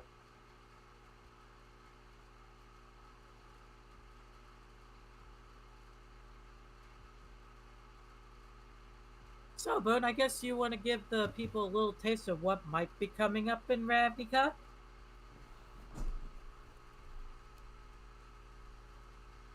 I mean, like I said, regardless of what shape the next session takes, whether I end up doing Theater of the Mind or I have a computer and we can do proper tabletop,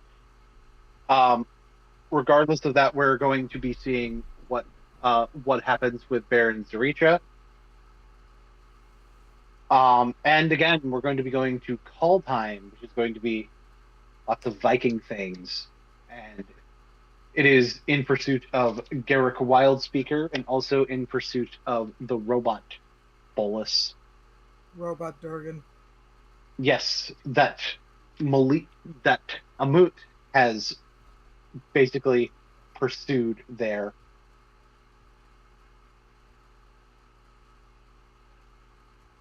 Just pack your snowshoes. We're going somewhere cold.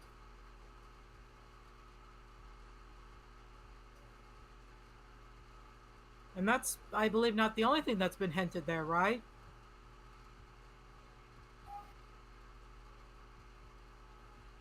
Remind me what you're getting at. Let me type it down. Sorry, I've got Philly cheesesteak.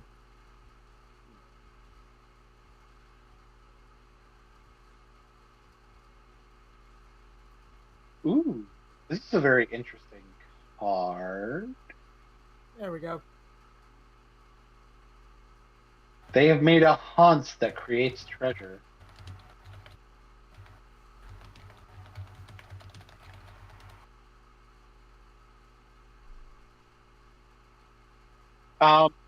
This can be mentioned.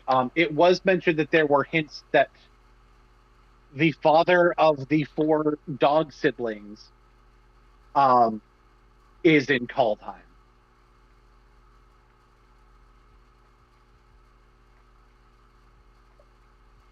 I will give one hint. The robot dragon does have a backstory. Oh boy. And I think if we have to do the next 1 to 2 sessions Theater of the Mind, it's going to be a good time to dive into that backstory.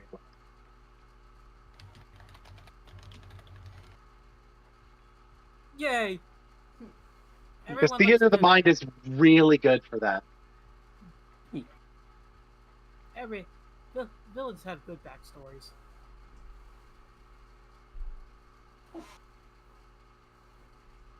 Although, that might not be the only child of Bolus that you guys see over the next couple of sessions. Oh boy. There might be others that you witness. I'm a little nervous.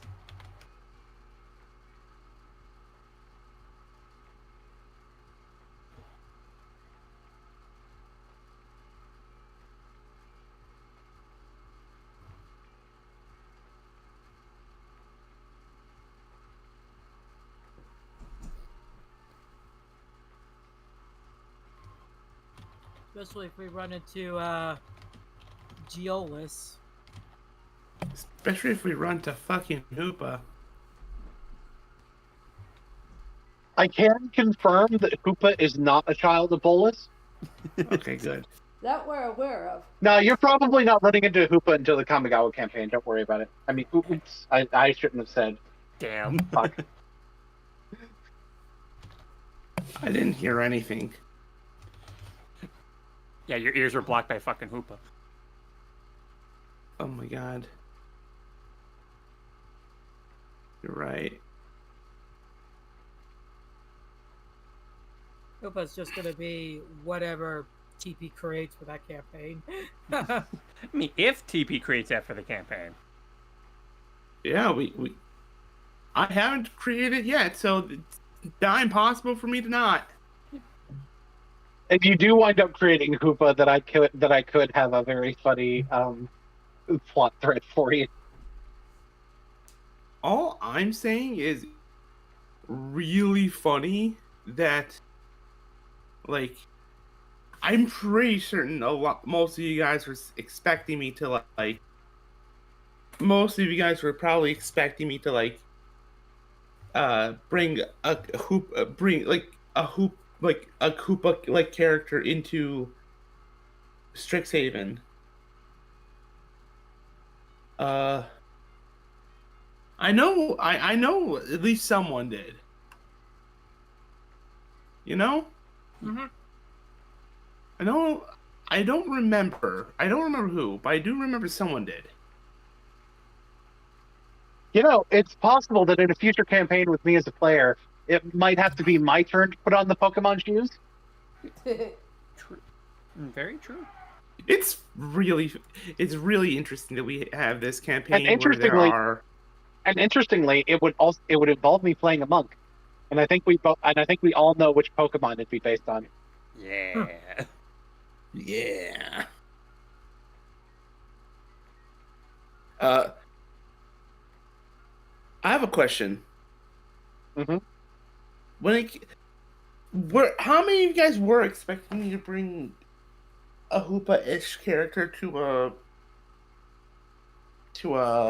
Strixhaven? Not me. I was expecting like something like Delphox. There was one point where I thought maybe Hoopa, because when you mentioned the multiple forms, I was thinking Hoopa and Hoopa Unbound. But like that quickly went to the wayside.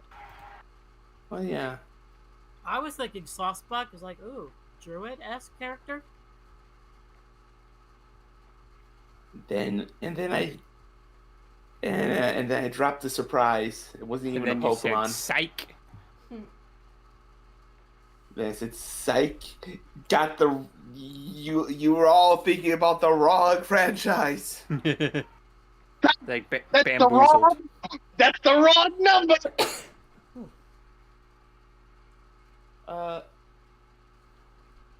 That being said, more than likely, I am probably going to go back to just making characters based on Pokemon for future campaigns. Well, it's not like, well, it's not exactly like, yeah, it's like we have like how many Pokemon? Over 1,000? Yeah. 1,025. Yeah. And that's not even counting all the different forms or even specific versions of different Pokemon. Yeah, so I mean, it's like like it's I you're have not exactly like, limited on options.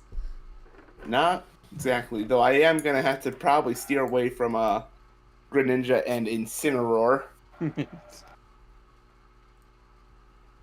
I know the character I've got planned for Kamigawa.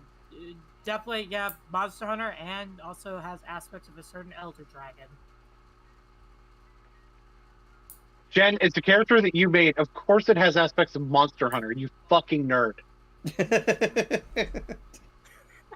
Yeah, but the dragon that I'm going for is a little bit higher on the scale compared to the rest of the Elder Dragons.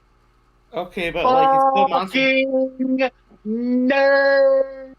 Oh, shut up! Oh, shut up, you Genshin Impact nerd! Nah. You can't double it back on me when you already were calling me Genshin Impact nerd. This is a receipt. That's what it is. A receipt. That's a recipient. Okay, fine, Russell nerd.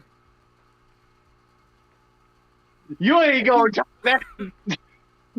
We on Netflix. Is Monster Hunter on Netflix? I mean, kinda. There's a movie.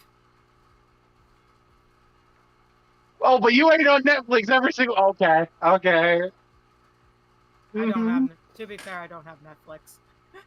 I don't either.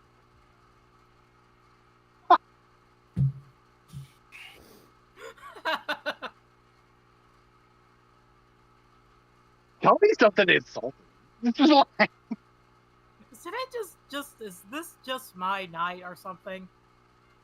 Yeah. Yeah, this is the bully gen night. But why though? What did I do? You called you us tried- nerds, therefore revenge. I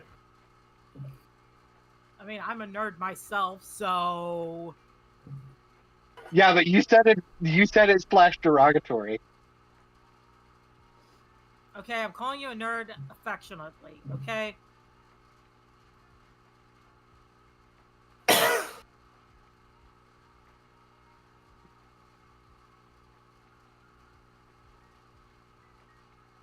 I don't And believe you. you guys have just leveled up to level 8. Yeah. Oh yeah. Which That means one- that you guys are one level away from some From something. new Things. special abilities. Yeah. Which Uh, I remember what they do, but unfortunately on my old computer, on the computer I have, they were like cache saves, so they're gone. No.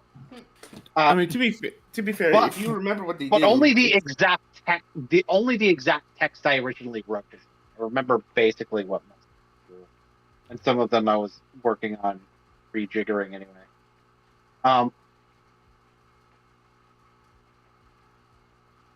But anyway, actually, let's start with this first reveal of a new thing that Bear already has, but will have an upgrade happen at level 9.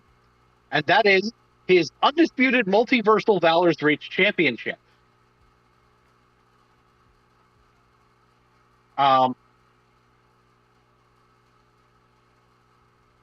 At the beginning of each day, roll but do not expend one of your hit die. This item has that many charges to a minimum of 2. Undisputed. You may expend 1 charge to roll an intimidation check versus a target's wisdom saving throw as an action. If you succeed, the target is frightened of you and must either use its reaction. And Boogie died. Of course. I'll take care of it. Stupid little bitch.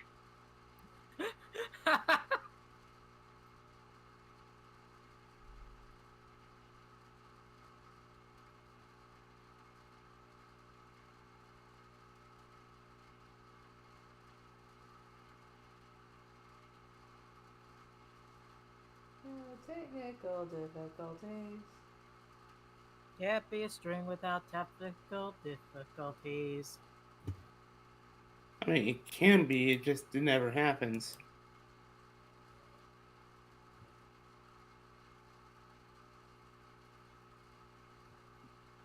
I guess it doesn't like playing the same thing for an hour.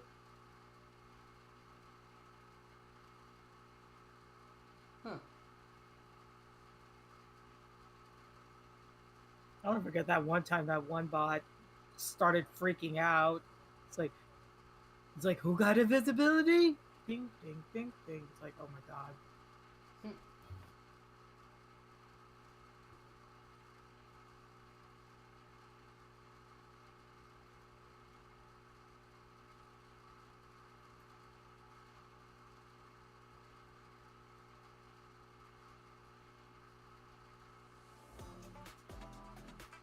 There we go, vibes.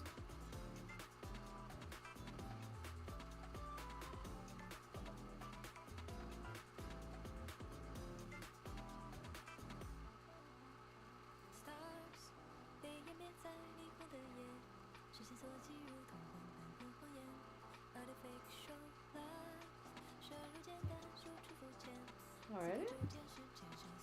There we go. So anyway, I was reading an effect. Yeah, I think with Bear. Yeah.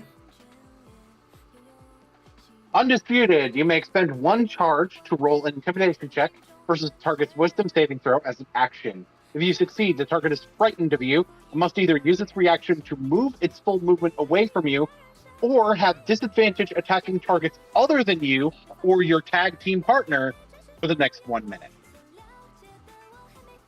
Multiversal. Sorry, I should actually explain the. So I'm just gonna do the. I'm just gonna do the Valor's Reach effect first because the multiversal effect specifically references the Valor's Reach effect. When your partner, who has the other championship, is on the same plane as you, you may expend 2 charges to teleport within 5 feet of that creature as an action. The multiversal means that the Valor's Reach effect can cross planes for 1 additional charge. And finally, championship.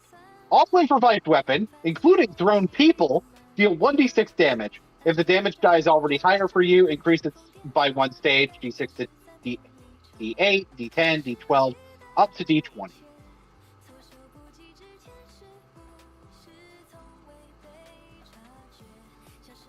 So that's that one. I'm going to say some names now. Although in one case, it's not even the name. We'll have something called Twin Spark.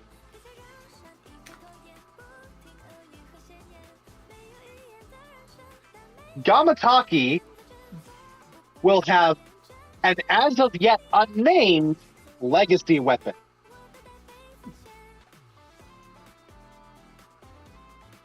In addition to the Umezawa's Jite that he already has. Yeah, the idea is that all of yours are different weapons, which is going to be especially useful once you have clones. Yeah. Because then you could give the clones different weapons. Yeah, which I think I'd be on the way to being able to do that on my next level, whenever that is. So it's the perfect time to give you a second legacy weapon. Yeah. Ik Kapitish is going to have Dredge, which I remember pretty much the exact wording that I had put on it. I'm going to tell you right now, Dredge is super good, considering some of the way that the way that we've been doing the mechanics in this campaign. Tuffy is going to have Forecast. Eliza is going to have Form of the Spirit Dragon. Heck yeah. And Ika is going to have Hazaret's Fire.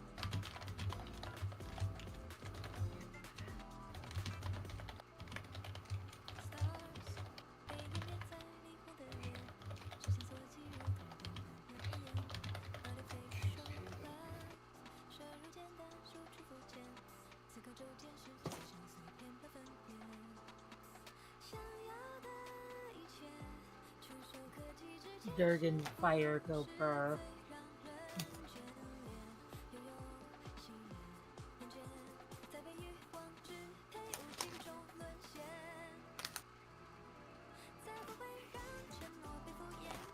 This is by the way, the theme of Astra Yao from Zenless Zero.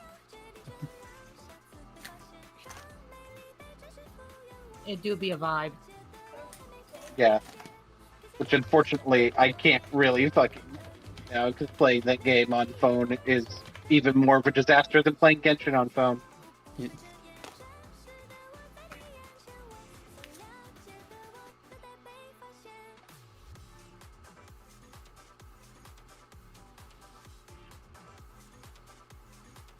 I cry and I weep.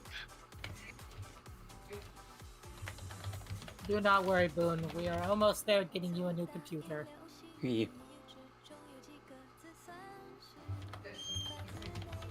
The gap does continue to shrink.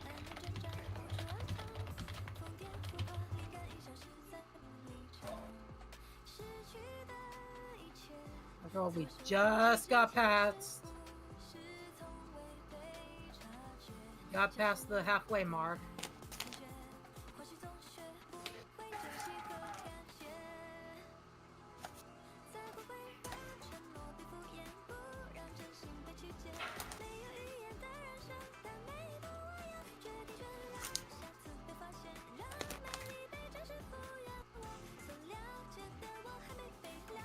We need a second.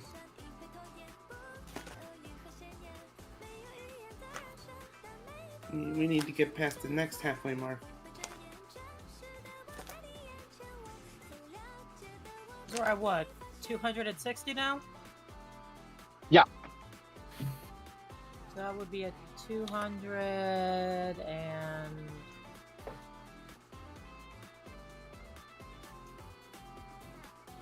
Well, technically, yeah, we have 240 left to go.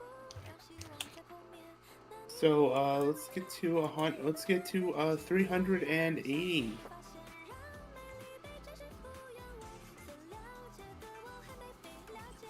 Yeah. Well, we should obviously get to further than that, but you know what I mean.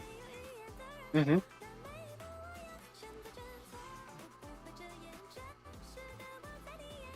Because if we could get that computer,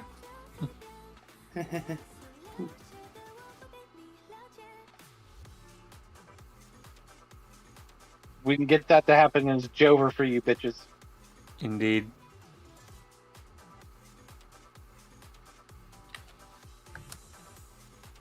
There will be no more. It's just gonna happen.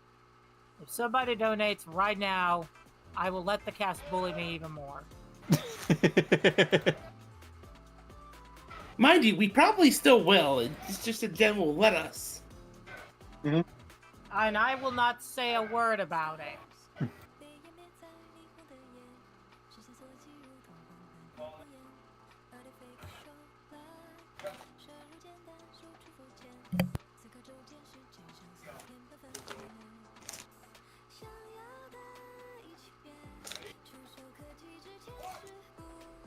What awaits us in Kalheim? Are we going to meet more allies? Who is the mysterious Robo-Dragon? And will Amut admit his feelings to Ick? And will Ick represent those feelings?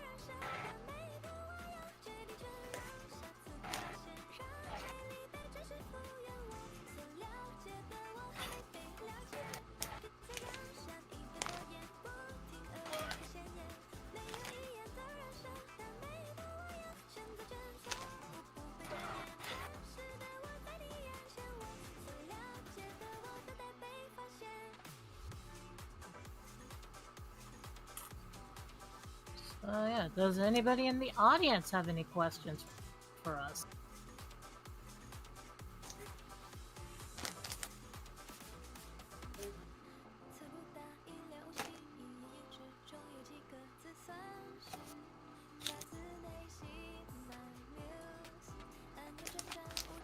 I still love the thumbnail of the freaking stream. It's just Bear looking like he's holding Ika's beak shut. It's like, shut that.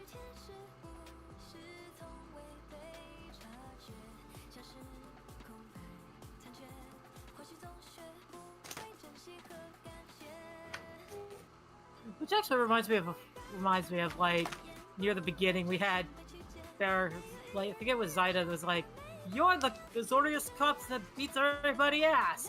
Gamma, almost everyone. Yeah.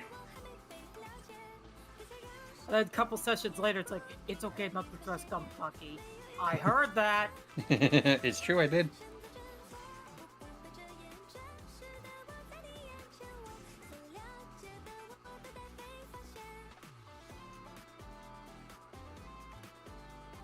Actually, that brings up a good question.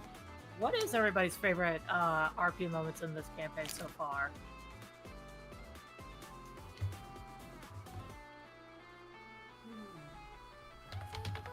Good question.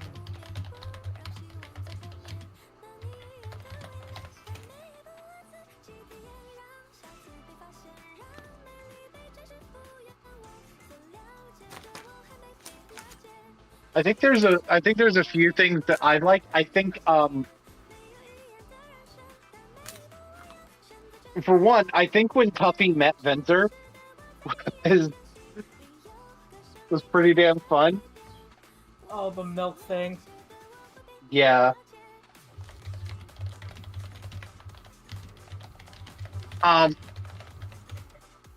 The way that Vadrinus handled discovering the injured Malik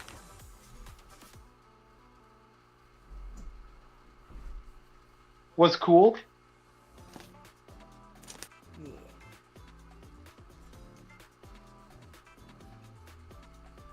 also her risking her life for Malik. That was also good. Mm-hmm. You know, it's like, you know, it's one of those things where it's like, you know, granted, the characters don't really know, like, maybe Bear knows, but it's like, yeah, as far as the rest of the party knows, they don't know that she's not really part of the Simic Combine. They, you know, they think she is, but she's actually part of Demir, so it's like, yeah, because now, again, this is twice now that there's been, like, villains or just flat-out assholes that are seeking redemption, and Badrinas is the first one to offer it, or at least offer a chance, rather than just flat-out killing them outright like everybody else probably would. She's like, alright, if you're serious, alright, I'll give you the opportunity to prove yourself. That's technically not true. Eliza has given, like, certain people, you know, chances to, like, alright, I'll hear you out. Like when Ishimoto went after Florence, it's like, okay, I need to know what the fuck is going on. Okay, guys, my headset is running out of battery, so I will have to go. Okay. Okay. I'll talk to y'all later. Alright, see ya. I might be back. Who knows? We'll see how quick it recharges. Okay. Alright.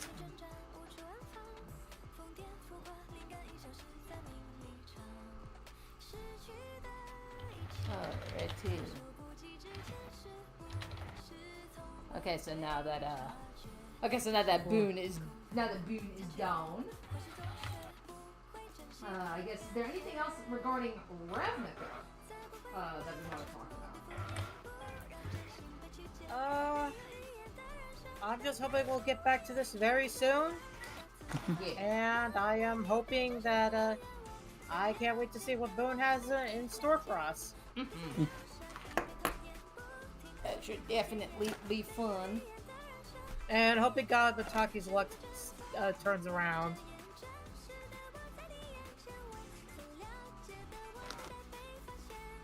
Alrighty.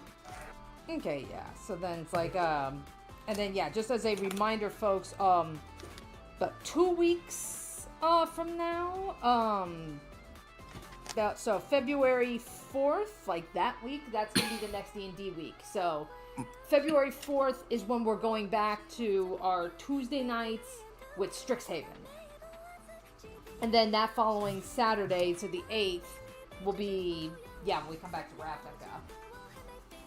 And I should definitely be prepared for Strixhaven by then. Like, because I think, like, I initially said, you know, oh, yeah, if we get the okay to go back on Tuesday, we can go back January 20th. Yeah, because there's still stuff I'm in the middle of preparing for, but it will be ready for February 4th. It'll be ready for the Tuesday after next Tuesday. It'll be ready for the 4th. Yeah. Yeah, it's like, yeah, and it's like, yeah, crazy to think that it's like, the next session is the final session of year 1 for Strixhaven. It's like, oh my god, we finished something! We did it. I know there's still more years to go, but we can at least say we technically finished something in a module.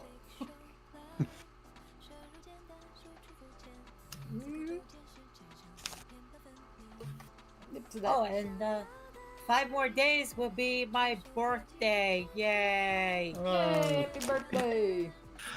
I'm gonna be old. Yep, join the club!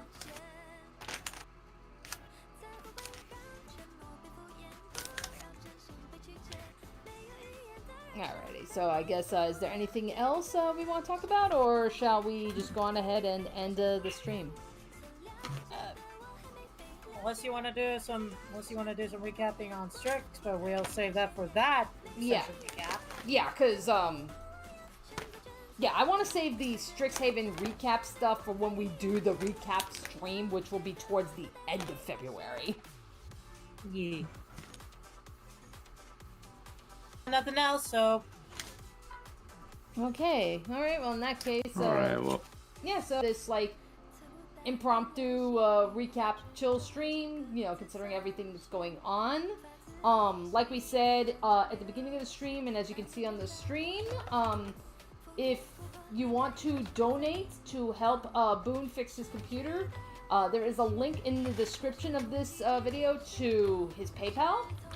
So, like, any little bit helps. Otherwise, if you can't, if you don't have anything to donate, if you could at least perhaps just spread the word, like, you know, I believe he's put post out on Blue Sky. So if you go to Boone Slayer on Boone Sky, you'll have the word that way. You know, he's over halfway to his goal already. Yeah.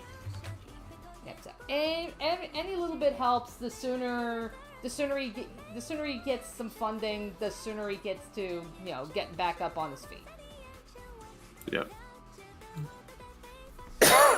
Alrighty, so with that said, hope you all had a good evening, and we will see you February 4th. Yeah. Good night, everybody. Night.